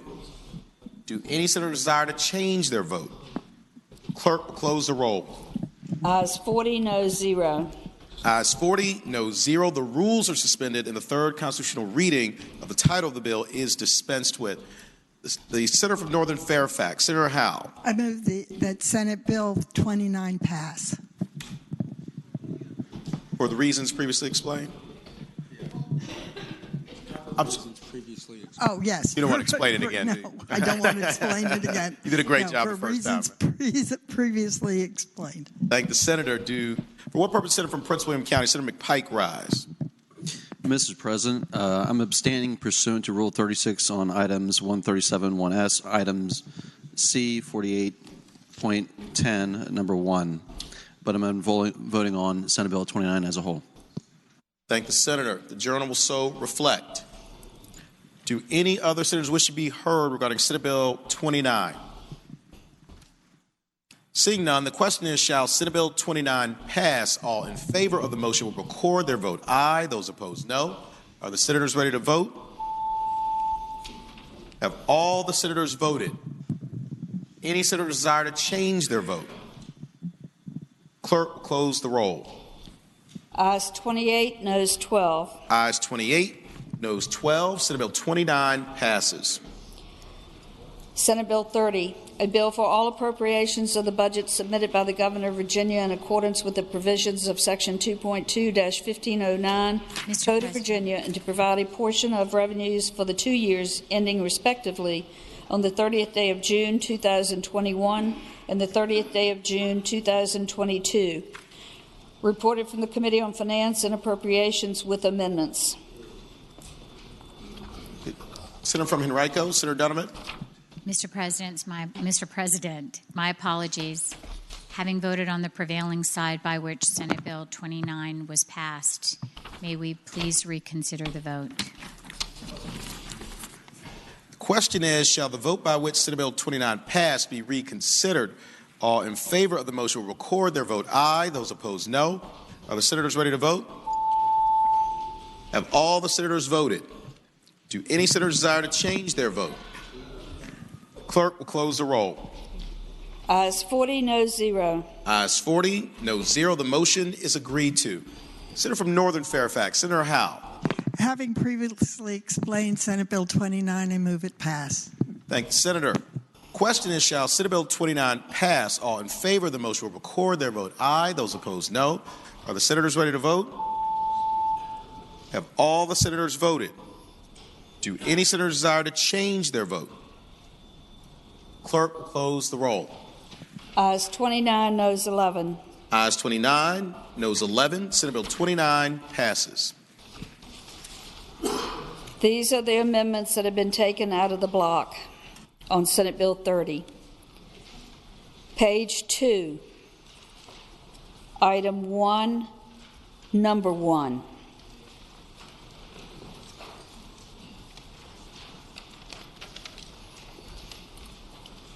Page 2, item 1, number 2.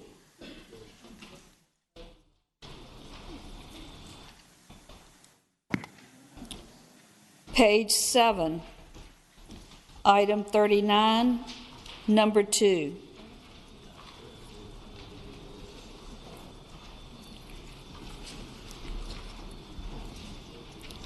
Page 13, item 61, number 1.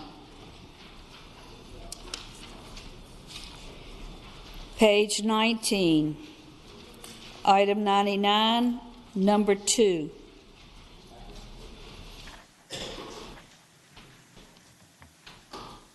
Page 20, item 105, number 1.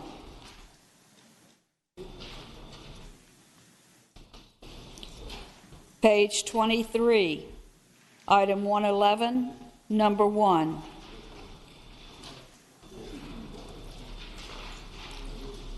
Page 24, item 113, number 3.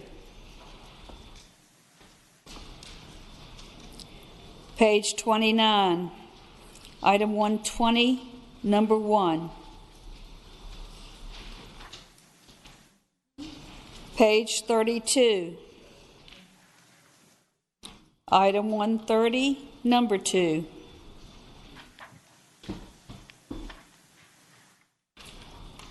Page 50, item 145, number 9.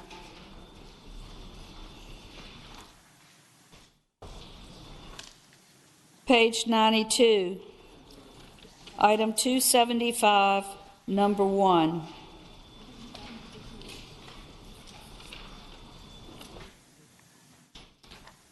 Page 137, item 313, number 38.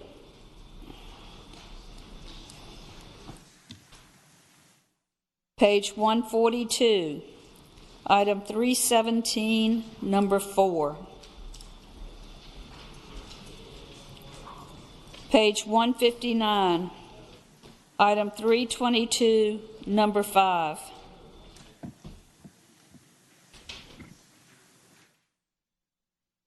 Page 159, item 326, number 1.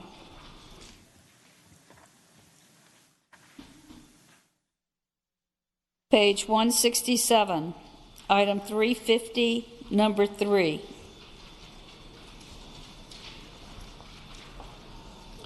Page 242, item C-68, number 1.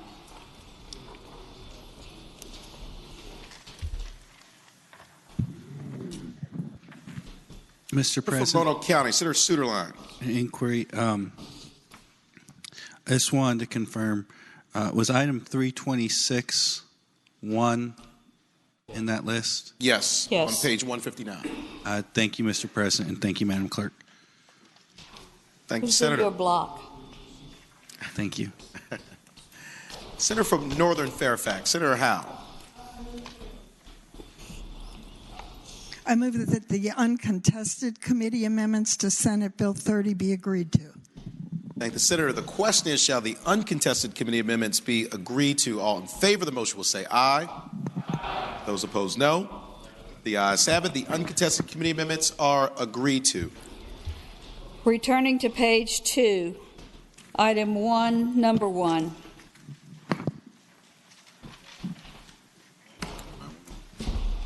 Senator from Fairfax City, Senator Peterson. Thank you, Mr. President.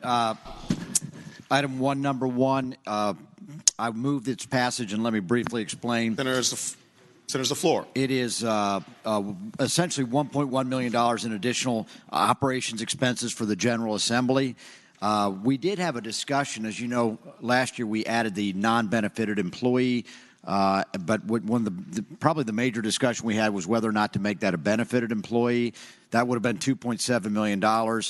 We decided not to do that because of the additional expense. We did keep the unbenefited employee, which you see before you, and basically that plus just the cost of running this place is what that $1.1 million represents. And so that's, again, I move the passage. Thank the Senator. What purpose, Senator from James City County, Senator Norman Rise. Mr. President, if the gentlelady from Chesterfield would yield for a question, please. Senior Senator from Chesterfield. The two senators from Chesterfield. I apologize. I forgot. Excuse me. If the senior senator from Chesterfield would yield for Well, the senior senator from Chesterfield, Senator Chase Rise, for a question. I yield. Senator Yield, you have the floor. Mr. President, my question is, as I look at the bills that are out of the block, the first 12 are ones that you have asked to be removed from the block. And my question to you is, regardless of the disposition of those individual budget amendments that have been taken out of the block, is it your intention to vote against the budget? Senator has the floor. Mr. President, I haven't made that determination yet. Okay. I appreciate it. Senator, further question, or Senator still has the floor? Mr. President, I have a substitute motion to the number 2 on number 1S. I would move that the first 12 amendments that have been taken out of the block by the gentle lady from Chesterfield be agreed to in the block. It's the motion.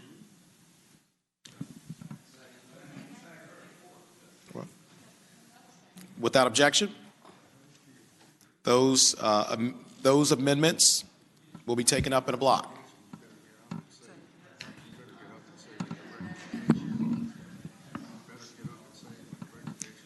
Mr. President. Senator from James City County, Senator Norman. As I'm prone to do on occasions to create some confusion, my motion is that the first 12 amendments that Madam Clerk articulated be agreed to with the recommendation that they be rejected.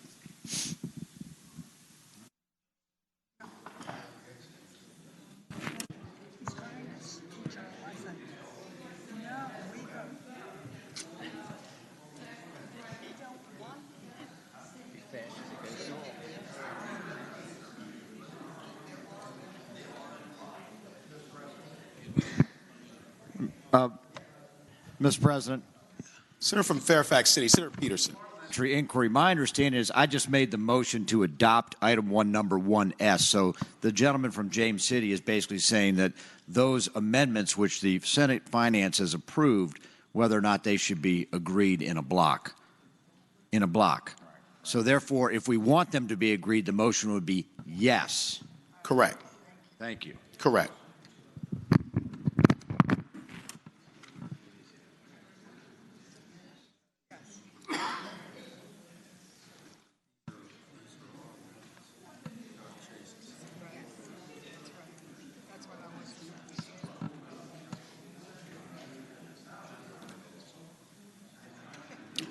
Okay. All right. So to get everybody on the same page here, what we're doing is now with the substitute motion, there's a motion to, well, we started. Let's start again. We had all the amendments were in a block. Madam Clerk read through the ones that were pulled out of the block. It's the first thing we did. Right now we're going back through the ones that were pulled out of the block. Now we're reblocking the first 12 and then voting up or down on the committee amendments. Okay, so if you would want to approve the committee amendments, the first 12, you'd vote aye. If you want to reject them, you would vote no. It'll be a voice vote. Okay? So the question is, shall the first 12 committee amendments, now that are subject of this new block, be agreed to? All in favor of the motion will say aye. Aye. Those opposed, no. The ayes have it. The committee amendments are agreed to.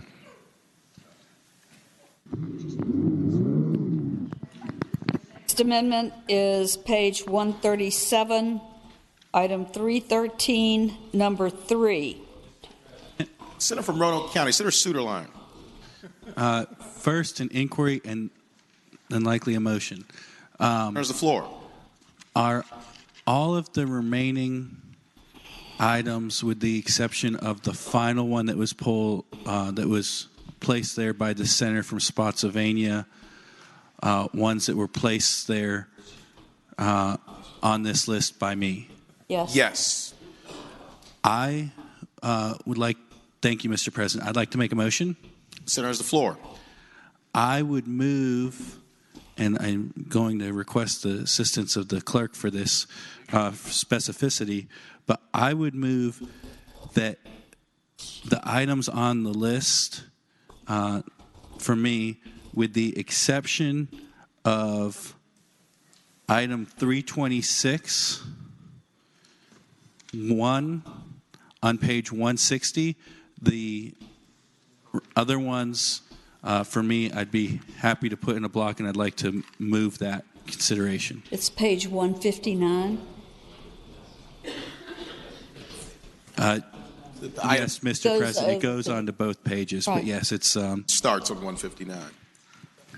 Sir. Okay, so Senator, just so we're clear, you wanted to move of the ones that you pulled out of the block, you want to move all of them with the exception of that one on page 159 in a block. Before. And I would add the senator from Spotsylvania's item as well. So all the items on the list with the exception of... Okay, I think okay. 6. I think we can, is everybody good on that? So what we're going to do is, of the remaining committee amendments, we're going to block all except for one. The one we're not going to put in the block is on page 159. It's item 326, number 1S.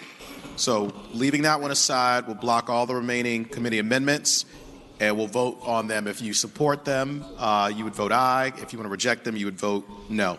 Is everybody okay? All right. So they're now in a block without objection. The question is, shall the remaining committee amendments, except for the amendment on page 159, item 326, number 1S, be adopted? All in favor of the motion will say aye. Aye. Those opposed, no. No. The ayes have it. The committee amendments are adopted. Senator from Roanoke County, Senator Suderline. Mr. President, I'd like to speak in a moment, but I think the next motion probably ought to be made by the senator from Augusta. We'll go to Senator from Augusta, Senator Hanger. Thank you, Mr. President.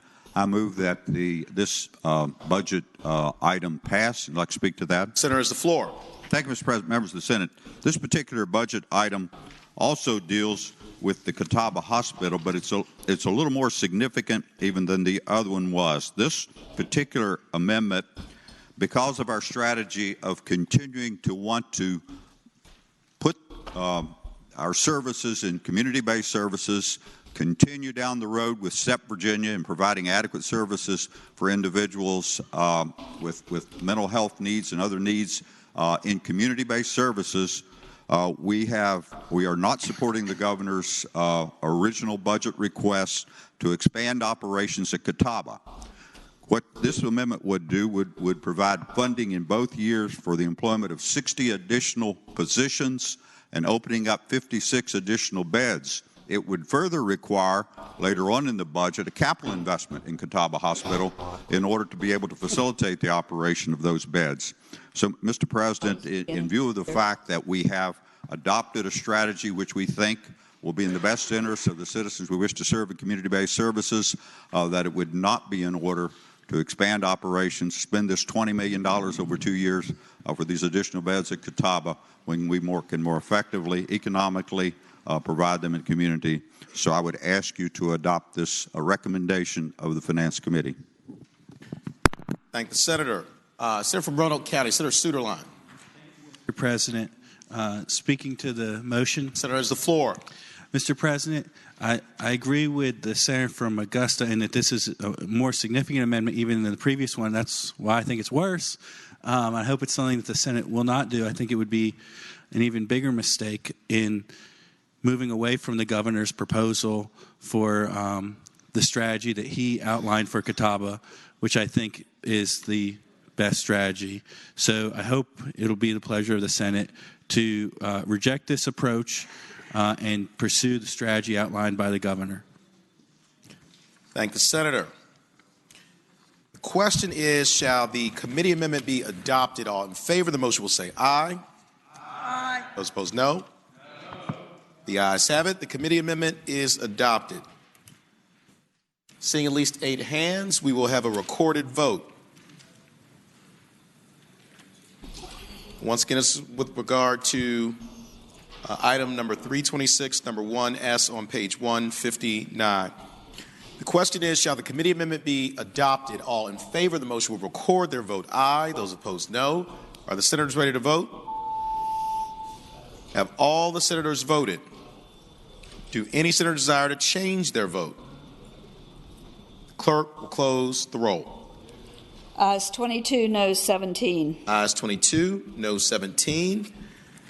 The amendment is adopted. We now have 8 floor amendments. The first is Senator Stanley. Senator from Franklin County, Senator Stanley. Thank you, Mr. President. I now move that we waive the reading of the floor amendment. Question is, shall the reading of the floor amendment be waived? All in favor of the motion will say aye. Aye. Those opposed, no. The ayes have it. The reading of the floor amendment is waived. Senator from Franklin County, Senator Stanley. Thank you, Mr. President. I now move that the floor amendment pass and speak to the measure. Senator has the floor. Thank you, Mr. President, members of the Senate. For too long, those men and women that serve us in law enforcement, keep us safe, keep our property safe, save our lives, enforce our laws, have been underpaid. And it's a universal problem throughout the Commonwealth of Virginia, and more so even in our area, where we have a 19% attrition rate that is turnover. People that join the sheriff's departments are leaving for better paying jobs. And I know this budget contains a 3% increase in the second year of the biennium, and I am very grateful for that. But with that kind of attrition rate, and even in some cases where there are deputy sheriffs who work for our sheriff's department who have a number of children, and because of the number of children and the rate of pay, they qualify for public assistance, that we need to do something about their salaries and keep the finest men and women that we have employed with our sheriffs. I was just talking to one of my sheriffs in my county, one of the counties that I serve, and he was telling me the story about one of his sergeants, a woman that had worked for his office for a number of years. And yet she went to him and said, can you reduce my salary by $85 a week so I can get public assistance medical insurance for my children? That should never happen in the Commonwealth of Virginia. And so, Mr. President, here's what I'm proposing. I think that the men and women of our sheriff's departments deserve a 3% raise to increase their annual salaries effective July 1st, 2020. But more importantly, whether we vote this up or down, which I hope it will be the pleasure of the body to vote this amendment as a part of the budget, the language that I'm even more interested in, not just compensating them, is that too often, Mr. President, when we give these raises to our law enforcement, to our deputy sheriffs, because a lot of counties supplement their incomes with local supplements, what we're seeing is that when we go home and we say, did you like your raise? You're welcome. And they said, we didn't see a raise because the counties cut the budget or cut their supplement in their pay by the exact number that we raised them. So what we ended up doing was giving a subsidy to the county and not rewarding our deputies in the manner that they deserve to be rewarded. So this amendment also precludes localities from reducing local salary supplements and supplanting local salary supplement funds with the salary increase funds provided by the Compensation Board. I hope it will be the pleasure of the body to accept this amendment, but also that this language could somehow, some way, find it in the second biennium so that we don't have that reduction from the 3% raise in the second year. Thank you, Mr. President. I renew my motion that my floor amendment pass. Thank the Senator. For the purpose, Senator from Fairfax City, Senator Peterson rise. Thank you, Mr. President. I rise reluctantly but firmly to speak against the amendment. Senator has the floor. Mr. President, ladies and gentlemen of the Senate, I had the honor of being the chair of the General Government Subcommittee in Finance, and we put a lot of time into doing everything we could to raise pay, not just for state employees, but also for state-supported employees, which is to say Compensation Board employees, commissioners of revenue, sheriffs, clerks, you name it, Commonwealth attorneys. We did it, everything we could. And the bottom line is what we did was what made sense, and we paid for it. We set aside approximately $230 million to have a 3% pay raise, which goes into effect June of 2022, next year. And then we also set aside 3% for a Christmas bonus or a December bonus for state employees. And the reason why we didn't make it for Comp Board was quite simply, as we talked about this with staff, is since they are also locally supplemented, the numbers didn't match up, and we just didn't have the money for it. My colleague has proposed a very generous bonus here, but it costs $19 million. And unless someone just suddenly drops a check for $19 million out of the sky, we don't have the money in the budget. So what we did do was we set aside $200 as basically a December bonus, again, targeted to sheriffs and sheriff deputies. That is $2.6 million. That's what we did have in the budget. My colleague, Senator Lucas, was the one that specifically asked that we do that, so I'm going to give her a shout-out on that. But the bottom line is we made it a priority in our subcommittee to do everything we could for both state employees and state-supported employees. I'm proud of what we did. Maybe next year when we come back, we can do a bit more. We probably can, but this is where we are right now, and we're paying for it. Thank you. So please vote against the amendment. Thank you, Senator. Do any senators other than Senator Stanley wish to be heard regarding the floor amendment? Seeing none, Senator from Franklin County, Senator Stanley. Thank you, Mr. President. Briefly, speaking to the floor amendment. Senator, has the floor. I appreciate my friend's work on public safety. I do indeed. But every day, these men and women put their lives on the line for us. Every day, they go through their job not looking for glory, recognition, but just looking to make sure that they're helping somebody and that they make it back home to their family that night. That's what they aspire to do. And, you know, it's $9 million already in this budget already there for the raise on the back end. It's $9 million what I'm asking on the front end for the 3%. 3%. If we took out the gender change to the driver's licenses or the cards that we're giving to those that may not be citizens of our country to drive, we could certainly pay for it. And quite frankly, Mr. President, if I do recall reading in the newspaper, our governor, His Excellency, has found like $145 million more money. $300 million, I'm now told. So this is not going to affect your budget. But it's going to affect the lives of the men and women of our Sheriff's Department in ways that will make them happy, proud, and be told from us that they matter as they do their job keeping us safe. And I renew my motion, and I thank you, Mr. President, for my floor amendment. I move that it pass. Thank you, Senator. For what purpose does a junior senator from Richmond City, Senator Morrissey, rise? Mr. Speaker, I'll yield to the senator from Fairfax, and I do request to speak. Senator from Northern Fairfax, Senator Howe. Thank you, Mr. President. The senator mentioned the money that came recently from the governor's office with the increase in revenues. That has already been spent in the budget. We have put about $112 million into the rainy day fund. We've got additional money into the reserve funds. We're using some of that money to not to use cash for maintenance reserves. That money is gone and already programmed. In addition,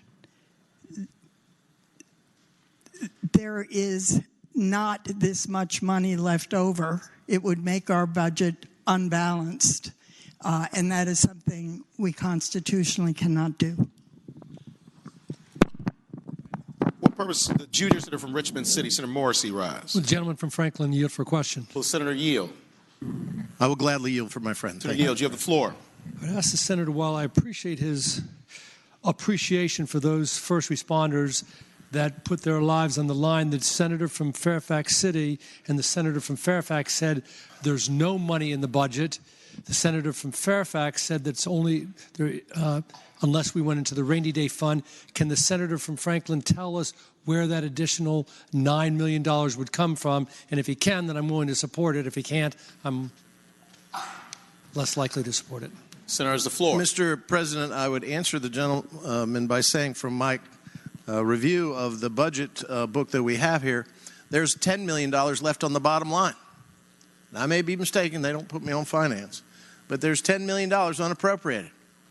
So it would be paid with the unappropriated amount. There's plenty of stuff on this list right here, millions of dollars, that could be readjusted to make this a most worthy budget amendment happen for our deputies, men and women who wear the badge and keep us safe. Quite frankly, Mr. President, I'd answer the gentleman by saying also, too, that's why they all get in a conference. I mean, this is just our recipe. We've got the House recipe coming, and then we make the soup.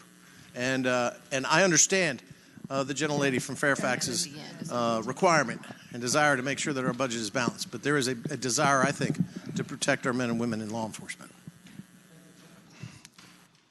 I thank the gentleman. Would the gentleman from Fairfax City yield for a question? Senator Yield. Senator Yield, you have the floor. I would ask the gentleman, without dipping into the rainy day fund, is there $10 million left in the budget to do what the senator from Franklin City wants to do? Senator has the floor. I would just point the gentleman out that this is not a bonus. This is a 3% annual salary increase. So it rolls forward to the next year. So what you're talking about is $9.045 million the first year, $9.868 million the next year. Using my Fairfax High School math skills, that gives you about $19 million. We don't have $19 million. The bottom line is we've budgeted. We've made decisions on how we're going to pay our employees. Again, we can come back next year and we can take a look at where we are and we can bump them up even more if we can. But this is where we are right now. So, again, firmly, I ask you to oppose this amendment.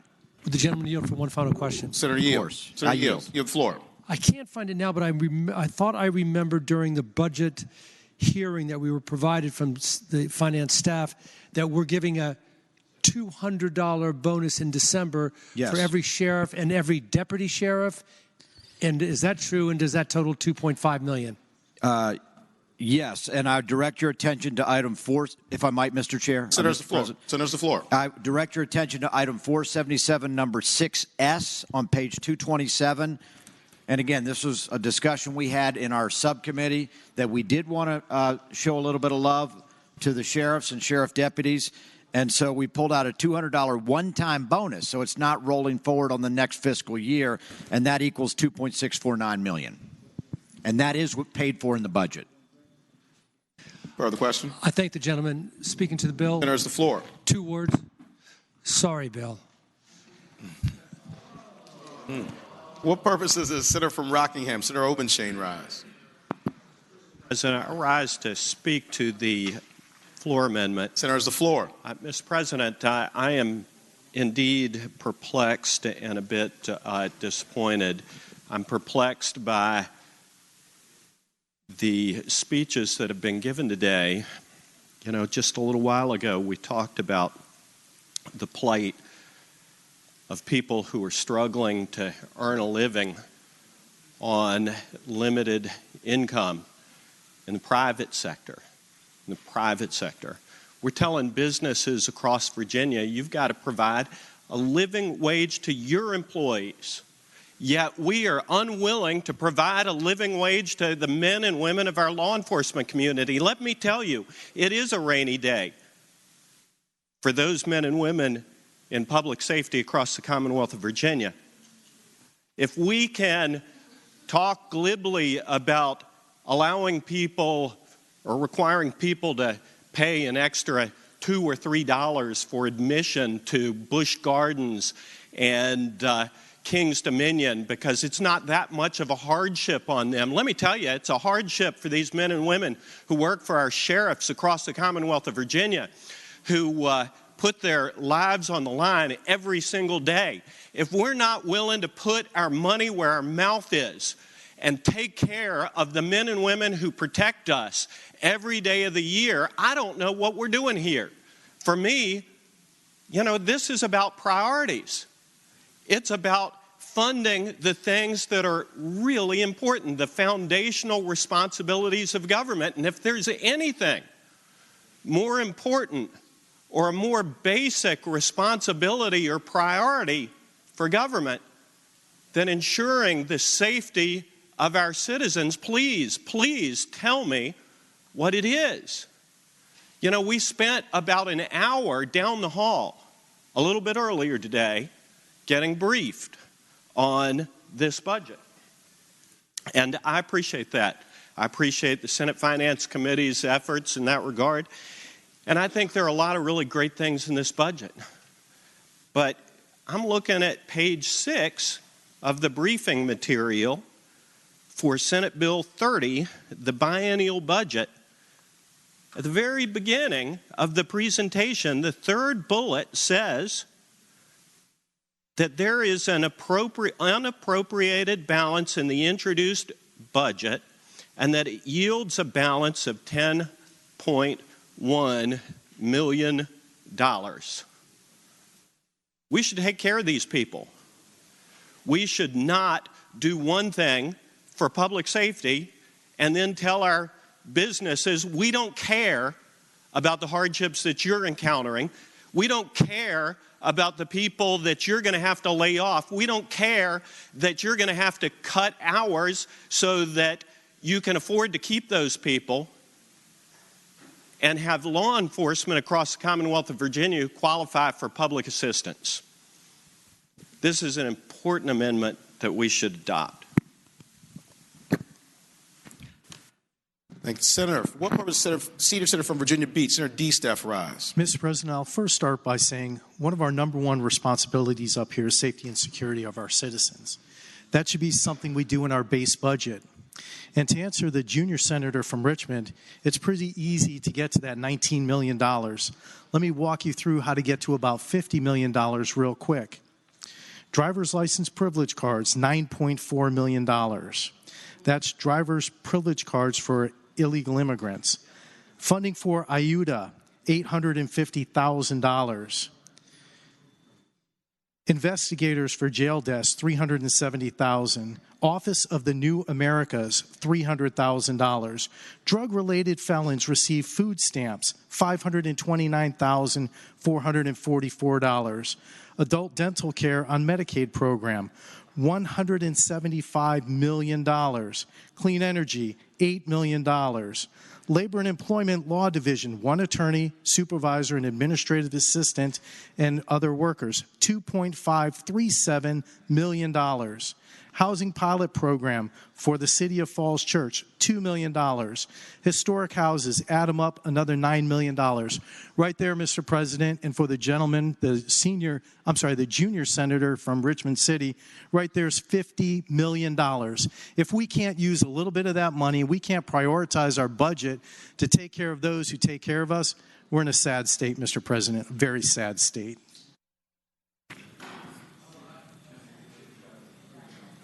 For what purpose is Senator from King George, Senator Stewart rise? Mr. President, speak to the amendment. Senator has the floor. Mr. President, I stand in support of the amendment. You know, I have worked with these folks. I've been in the community with these folks. I have seen the selflessness that they give to the rest of us day in and day out. And many of these folks leave in the morning. They don't know if they're coming home that day, and neither do their spouses. And this is just a small part. I mean, you're talking deputy sheriffs that, in many respects, could make less than what we just raised the minimum wage to. So it's a small thing to try to help these folks, and I think we need to support them, and I hope you all will support this. Thank the Senator. Do any other senators other than Senator Howe wish to be heard on the floor amendment? Seeing none, Senator from Northern Fairfax, Senator Howe. Thank you, Mr. President. I hope we will reject this floor amendment. It will have the effect of putting our budget out of balance, and we are constitutionally required to have a balanced budget. And I must say, I find it kind of disingenuous to hear from people who have never voted for any tax or fee increase to start saying that, oh, we should be spending more money, we should be doing more. I think that they need to think real long and hard about their own positions. Thank the Senator. The question is, shall the floor amendment be adopted? All in favor of the motion will say aye. Aye. Those opposed, no. No. The ayes have it. The floor amendment is adopted. Seeing 8 hands, we'll have a recorded vote. All in favor of adopting the floor amendment will record their vote aye. Those opposed, no. Are the senators ready to vote? All the senators voted. Do any senators desire to change their vote? The clerk will close the roll. Ayes 15, noes 24. Ayes 15, noes 24. The amendment is not adopted. Next floor amendment is Senator D. Stuff. Senior Senator from Virginia Beach, Senator D. Step. Mr. President, I waive the reading of the floor amendment. Question is, shall the reading of the floor amendment be waived? All in favor of the motion will say aye. Those opposed, no. Happy to read it, Mr. President.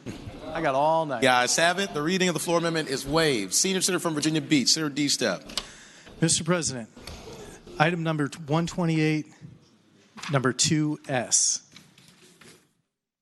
Mr. President, what this does is where we talk about small business and supplier diversity, it doesn't cost a dime. All this does is add veteran-owned businesses as eligible participants for the purpose of government proposals initiating to strategically source small, women, minority, or veteran-owned participation on large dollar Commonwealth contracts. So, Mr. President, what this does is those who served our country, those who've gone overseas to protect our ability to do what we do here for freedom. Mr. President, we say that we'll treat them like we treat everyone else who comes back to this country or who's in this country and deserves a little extra when it comes to participating on large dollar contracts with the Commonwealth. So, Mr. President, what this does is specifically adds veteran-owned companies to the small, woman, and minority-owned businesses that are able to bid on large dollar contracts in the Commonwealth. With that, Mr. President, I move the passage of this wonderful amendment. Thank you, Senator. For what purpose, Senator from Western Fairfax, Senator Marsden rise. Thank you, Mr. President. I urge that the amendment be rejected. Senator has the floor. Adopted. The SWAM program is intended to promote. What's that? To reject. Hold on. Let me get my language straight here. What do I need to do? Huh? You're fine. Go ahead. Reject. I move that we reject the gentleman's amendment. And speaking to that, Senator has the floor. The SWAM program is intended to promote participation by small, women-owned, and minority-owned businesses in state contracts. This amendment is contrary to the objectives of the SWAM program, and I ask that you reject this floor amendment, and these kinds of things can also be dealt with during the budget conference. Thank you, Senator. Question is, shall the floor amendment be adopted? All in favor of the motion will say aye. Aye. Those opposed, no. No. The noes have it. The floor amendment is rejected. Next floor amendment by Senator Reeves. Senator from This is a different one. 128, number 3. Floor amendment. Thank you, Mr. President. I would waive the reading of the floor amendment. Thank you, Senator. The question is, shall the reading of the floor amendment be waived? All in favor of the motion will say aye. Those opposed, no. The ayes have it. The reading of the floor amendment is waived. Senator from Spotsylvania, Senator Reeves. Thank you, Mr. President. This simply it puts back into the budget that's in the House budget, to my understanding, the ability for our veterans to have microloans. And I think when we had the discussion on the microloan program, we talked about $10,000 and $50,000 loans with the microloans. And we're asking for $1 million to start the program to get it going. And that's what the budget does. And I ask that the amendment pass. Thank you, Senator. Do any other senators wish to be heard regarding the floor amendment? What purpose, Senator from Western Fairfax, Senator Marsden rise. Thank you, Mr. President. I move that we approve the floor amendment with the recommendation that it be rejected. Senator has the floor. Senate Bill 458 passed the Senate with the dreaded clause. No funding was included in the committee budget. SB 458 would create the Microloans for Veterans program and fund to be administered by the Virginia Small Business Financing Authority. The bill also directs the Virginia Community College System, working with the authority and other state agencies, to develop a curriculum to provide education and mentorship to veterans. The floor amendment would provide funding for one position and $1 million to capitalize the fund, but the money has not been included in the budget, and if it is in the House budget, it is certainly a subject to the conference process. So I would, I urge that the amendment be rejected, the floor amendment. Thank you, Senator. The question is, shall the floor amendment be adopted? All in favor of the motion will say aye. Aye. Those opposed, no. No. The noes have it. The floor amendment is rejected. Next floor amendment is by Senator Newman, item 139, number 1. Senator from Bedford, Senator Newman. Mr. President, waive the reading of the floor amendment. Question is, shall the reading of the floor amendment be waived? All in favor of the motion will say aye. Aye. Opposed, no. The ayes have it. The reading of the floor amendment is waived. Senator from Bedford, Senator Newman. Mr. President, this amendment was inadvertently dropped out of the subcommittee on public education. It has been in the central appropriation section of the Department of Education section of the budget for many, many years. It just ensures that the items related to social studies remain. I would hope we would pass the amendment. Thank the Senator. For what purpose, Senator from Northern Fairfax, Senator Howell, rise. I would urge everyone to vote for this amendment. It's correcting a technical error in the code designation. It's good. It's a good one. It's a good one. Thank the Senator. Question is, shall the floor amendment be adopted? All in favor of the motion will say aye. Aye. Those opposed, no. The ayes have it. The floor amendment is adopted. Next floor amendment is Senator Peake, item 145, number 16. Senator from Lynchburg, Senator Peake. Yes, sir. Thank you, Mr. President. I ask that we waive the reading of the floor amendment. Thank the Senator. The question is, shall the reading of the floor amendment be waived? All in favor of the motion will say aye. Aye. Those opposed, no. The ayes have it. The reading of the floor amendment is waived. Senator from Lynchburg, Senator Peake. Yes, sir. Speaking to the amendment, and this is another good amendment, and I hope we'll stay in that same frame of mind. This involves the support cap and flexibility for school systems with support personnel. So going back to the Great Recession of 2009, when the state did not have much money, we instituted a cap on support personnel for schools. And in exchange for capping the support, we allowed them a certain amount of flexibility with the ratios of their support people, mainly instructional technologies, resource teachers. And in the original, this year, the State Board of Education recommended that the cap on support personnel be removed. And when they made that recommendation, they made the change to the flexibility so that could be adjusted. So removing the support cap would provide school divisions with the additional state resources for the support personnel. So by removing the cap, they didn't need the flexibility. But unfortunately, the current budget, as it reads, does not remove the support cap personnel, but it does remove the flexibility for personnel for your instructional technologies, resource teachers. And so the board of the people for the superintendents and the school boards are hoping that this is a mistake, that we did not mean to remove the support cap and eliminate the flexibility at the same time. So if we are not going to remove the support cap, we need to retain the flexibility that they have. Otherwise, the way it is now, if, say, they have one or two students over the ratio, they're going to have to fully fund that position, and it might even be several more positions, which would be horribly detrimental to them financially. So we ask with this amendment that we give them the flexibility. If they're one or two or three students over the ratio, they do not have to hire these ITRTs, as they say in the business. And so this is tremendously important, and I'd ask that the amendment pass, and I'm happy to answer any questions. Thanks. Senator, for what purpose is the senior senator from Richmond City, Senator McClellan, rise? Thank you, Mr. President. Speaking to the amendment. Senator's the floor. Thank you, Mr. President. I ask that you reject this amendment. If the budget, in fact, lifted the cap on support personnel, this might be something that we want to talk about. Unfortunately, while the Board of Education recommended lifting that support cap, the budget itself didn't fund that. And so if we were to adopt this amendment, we would actually undermine the current standards of quality staffing requirements.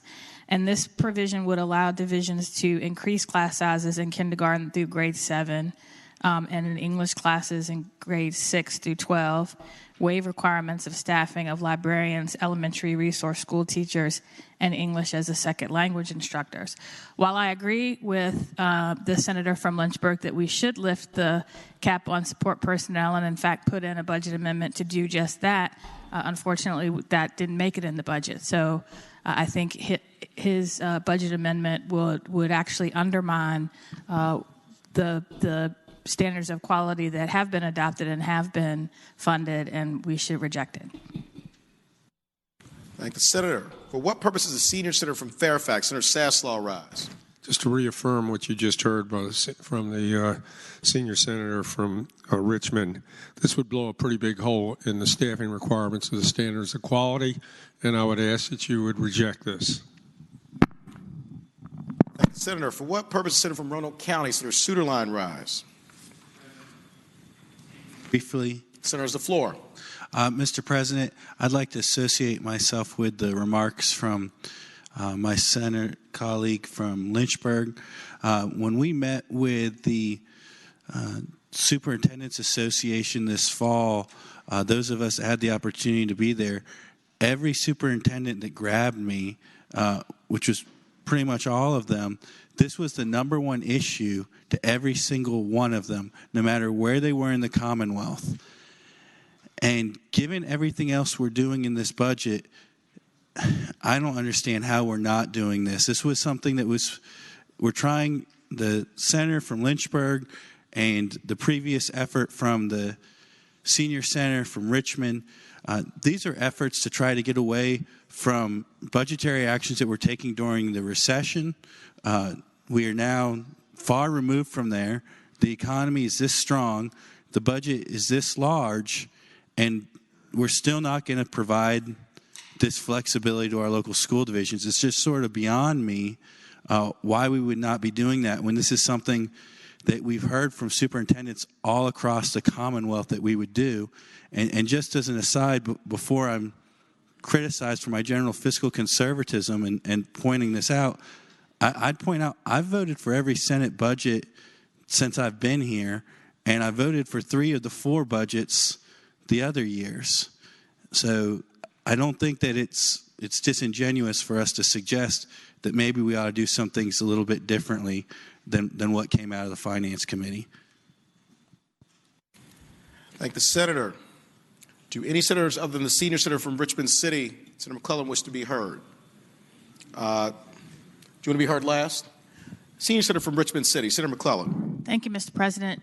Just really quickly. Senator's the floor. Remember, during the recession, we did 2 things. We put a cap on the state funding of support personnel, and then because of that cap, we gave flexibility to the localities to adjust to that cap. You shouldn't undo one without the other.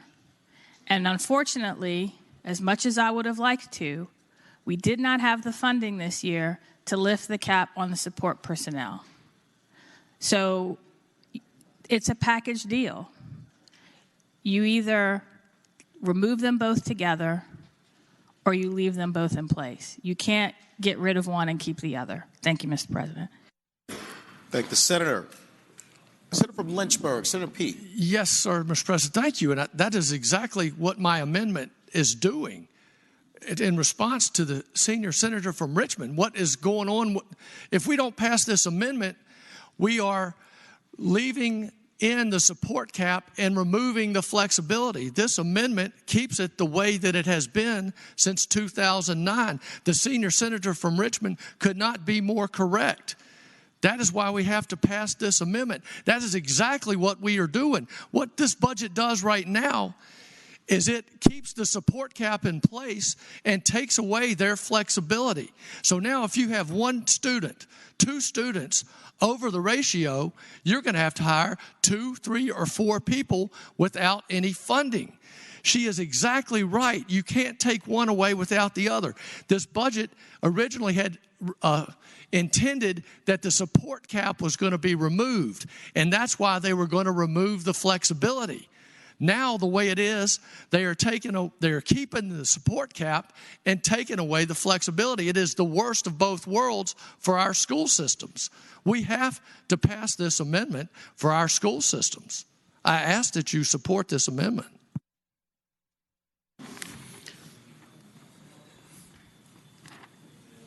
You okay? You okay? All right. Question is, shall the floor amendment be adopted? All in favor of the motion will say aye. Aye. Those opposed, no. No. The noes have it. The floor amendment is rejected.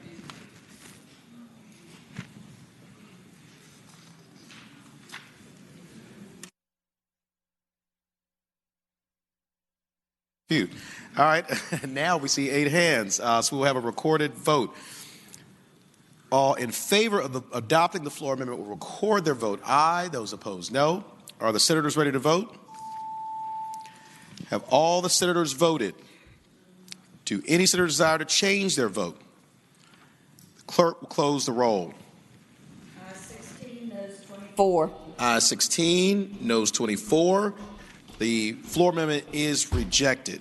The next floor amendment, Senator Reeves, item 220, number 6. Senator from Spotsylvania, Senator Reeves. Thank you, Mr. President. I'd make the motion to withdraw the floor amendment. Speaking briefly to that. Without objection? This is just the second half of the veterans bill that set up the small loan, microloan program to them.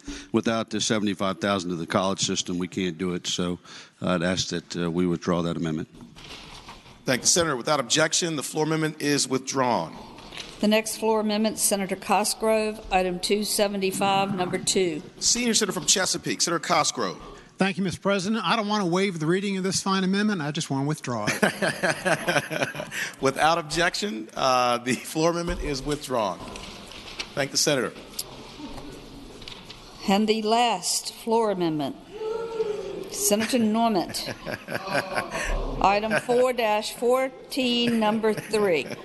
Senator from James City County, Senator Norman. Thank you, Mr. President. I respectfully move the waiving or the reading of the floor amendment. Thank the Senator. The question is, shall the reading of the floor amendment be waived? All in favor of the motion will say aye. Aye. Those opposed, no. The noes have it. The ayes have it. The reading of the floor amendment is waived. Senator from James City County, Senator Norman. Thank you, Mr. President. Let me start out by saying what this floor amendment does not do. And having had the fluctuating privilege of serving on the Senate Finance Committee for a number of years, I know what has traditionally been the approach of the Finance Committee on amendments from the floor, absent a situation where there's been an error and oversight. But having said that, this amendment does not involve any new money because in the Senate budget there is money. It does not involve the undermining or, as my friend from Fairfax would say, blowing a hole in the budget. It does not impact the standards of quality or really any other section. What it does is that I think one of the more important and almost a unanimous attitude of the Senate has been dealing with expungement in certain situations where people are convicted of simple possession of marijuana or underage possession of alcohol. And a number of us in this body have been working on providing for an expungement of those offenses so that it does not constitute an albatross around the neck of young people for the balance of their lives. And what this budget amendment does is it makes a provision in Part 5 of the budget for an expungement under certain circumstances, and it's consistent with a bill that passed this body with a substantial margin. The reason for this budget amendment, Mr. President, is try to articulate within budget conference to give us an opportunity to do something meaningful on expungement for minor offenses where individuals deserve the opportunity to have it taken off of their records so that it does not impact employment and it does not impact perhaps young people who are seeking admission for continued education. One of the gentlemen has provided me with a confirmation from the House of Delegates that they have carried over every expungement bill for the year. And what really stimulated me, Mr. President, and members of the Senate to put this amendment in was sitting in the Courts Committee yesterday. And for those of you that were on the Courts Committee, you may recall that a delegate presented a very interesting bill, which was an alternative approach to expungement. And basically what it said, part of it, what it said was that any conviction involving things like simple possession of marijuana, underage possession of alcohol, did not have to be reported to NCIC, which is the criminal collection of data and conviction basis. That's one thing. But another very interesting component of it and an alternative approach was that if someone was convicted of one of these offenses, and based upon the safeguards in there, that if they were asked, then they could refuse to admit that they had ever been charged or convicted of one of these offenses, even though they were not going to be reportable. Well, some of the individuals on the courts committee who are infinitely more insightful attorneys than myself questioned that, and frankly, the patron was a little perplexed. And I asked the patron, I said, why not take a more direct and easier approach by providing the opportunity for expungement of these simple offenses under some pretty definite criteria? And the response I got was, that's a cumbersome process. And I shared that the executive director of the Virginia Supreme Court has a form online, and on a bad day, it will take my paralegal about 7 minutes to fill that petition for expungement out, and as we start to process it. So, Mr. President, I would ask the body to consider the adoption of this amendment, which doesn't involve any money, doesn't undermine any other sections, and in fact will provide individuals with an opportunity, potential opportunity in budget conference to have their records expunged. I appreciate your consideration. Thank the Senator. Senator from Northern Fairfax, Senator Howe. I actually support Senator Norman's bill, the expungement bill. I think it's an important bill, but I don't think it belongs in the budget. If we start going down that path, it will never, ever end. I was shocked to learn, actually, you learn things even after you've been on finance 25 years, that actually this has happened in the past. But I hope we stop it now. We cannot relitigate every bill that we're unhappy with what the House might do to. And so reluctantly, because I actually like the substance, I would ask that we vote no on this. Thank the Senator. Do any other senators wish to be heard regarding the floor amendment? Seeing none, the question is, shall the Senate adopt the floor amendment? All in favor of the motion will say aye. Aye. Those opposed, no. No. The noes have it. Floor amendment is rejected.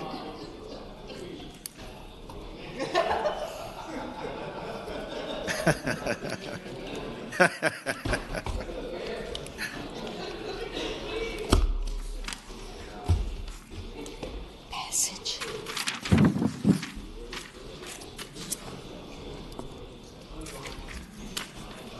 Senator from Northern Fairfax, Senator Howe.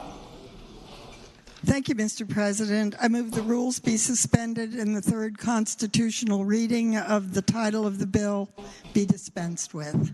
Thank the Senator. The question is, shall the rules be suspended and the third constitutional reading be dispensed with? All in favor of the motion will record their vote aye. Those opposed, no. Are the senators ready to vote? Have all the senators voted? Do any senators desire to change their vote? Clerk will close the roll.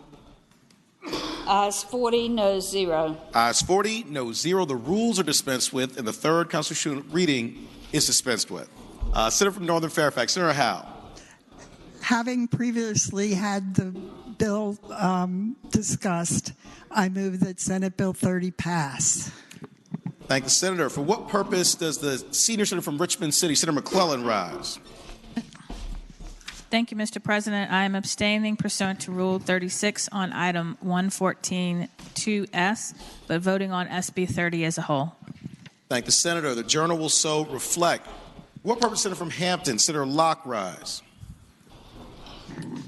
Mr. President, I am abstaining pursuant to Rule 36 on item 303, number 2S, but am voting on Senate Bill 30 as a whole. Thank the Senator. The Journal will so reflect.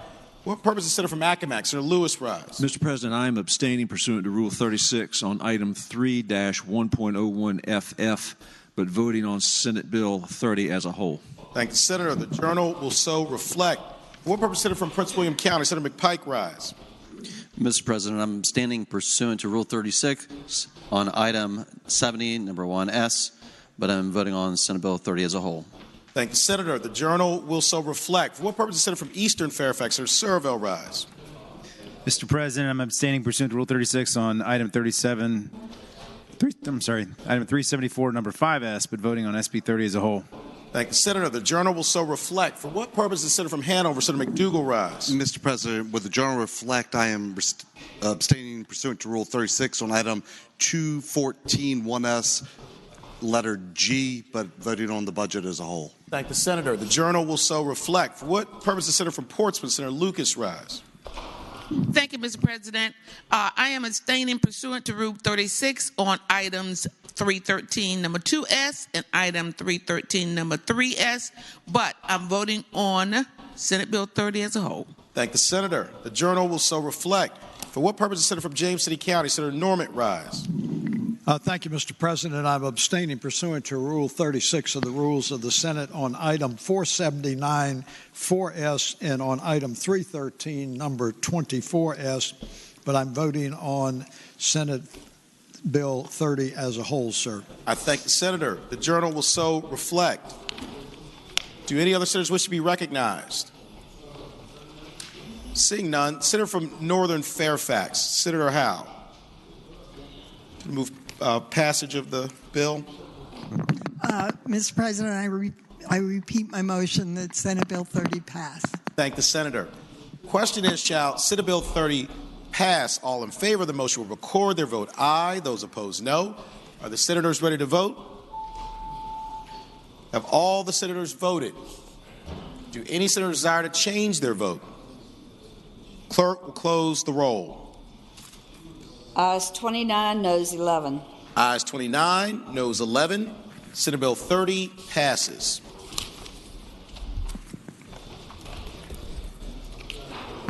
Senior Senator from Fairfax, Senator Sasslaw. Mr. President, having voted on the prevailing side of the minimum wage bill, no, I'm only kidding. I would inquire of the clerk, does this complete the never-ending calendar? Yes, sir. Thank you. Thank you, Madam Clerk. What purpose is Senator from Fairfax City, Senator Peterson, rise? Rise for an announcement. Senator's the floor. Ladies and gentlemen, we got about 20 minutes to get over to the Siegel Center, get your shoes on, and be out on the court, and let's kick some ass. Did we repeal that bill? Yeah. Just don't spit in here. For what purpose does the senator from Prince William, Senator McPike, rise? Mr. President, just for a quick point of personal privilege. The senator has the floor. I just want to give a shout out to the Senate finance staff that I know have got a little sleep over the weekend, the last couple of weeks, in helping to prepare everything and have done an outstanding job in supporting our various efforts, in addition to the clerk staff. So thank you, Mr. President. Thanks, Senator.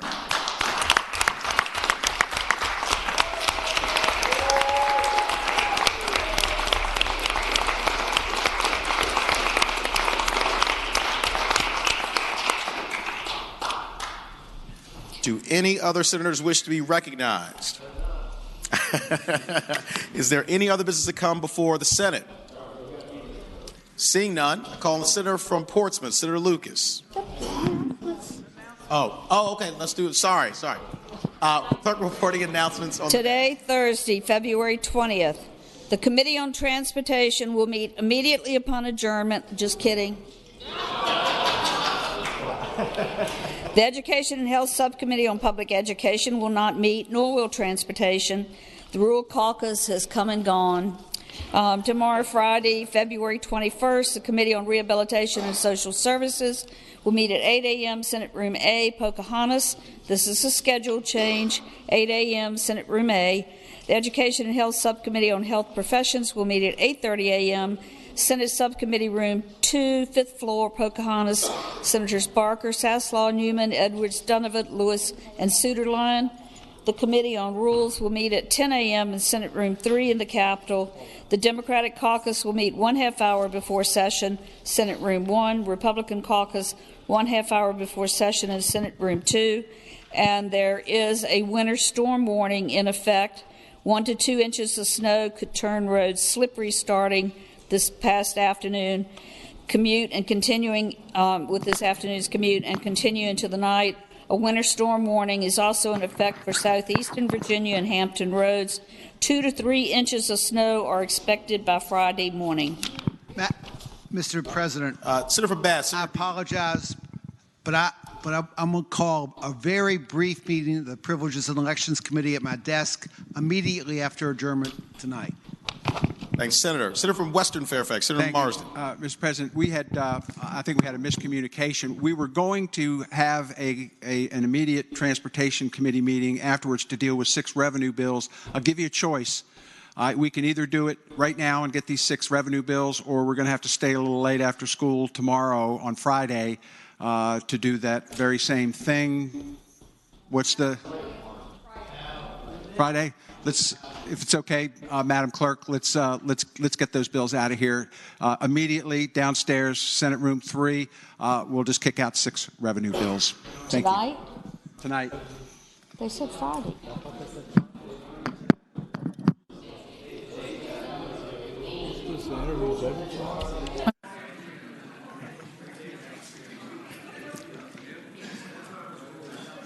Okay. Do any other senators wish to be recognized? Is there any other business to come before the Senate? Seeing none, I call on the Senator from Portsmouth, Senator Lucas. Thank you, Mr. President. I move that the Senate do now adjourn until 11:30 a.m. tomorrow. Thank the Senator. The question is, shall the Senate stand adjourned until 11 a.m. tomorrow? All in favor of the motion will say aye. Those opposed, no. The ayes have it. The Senate stands adjourned until 11:30 a.m. tomorrow.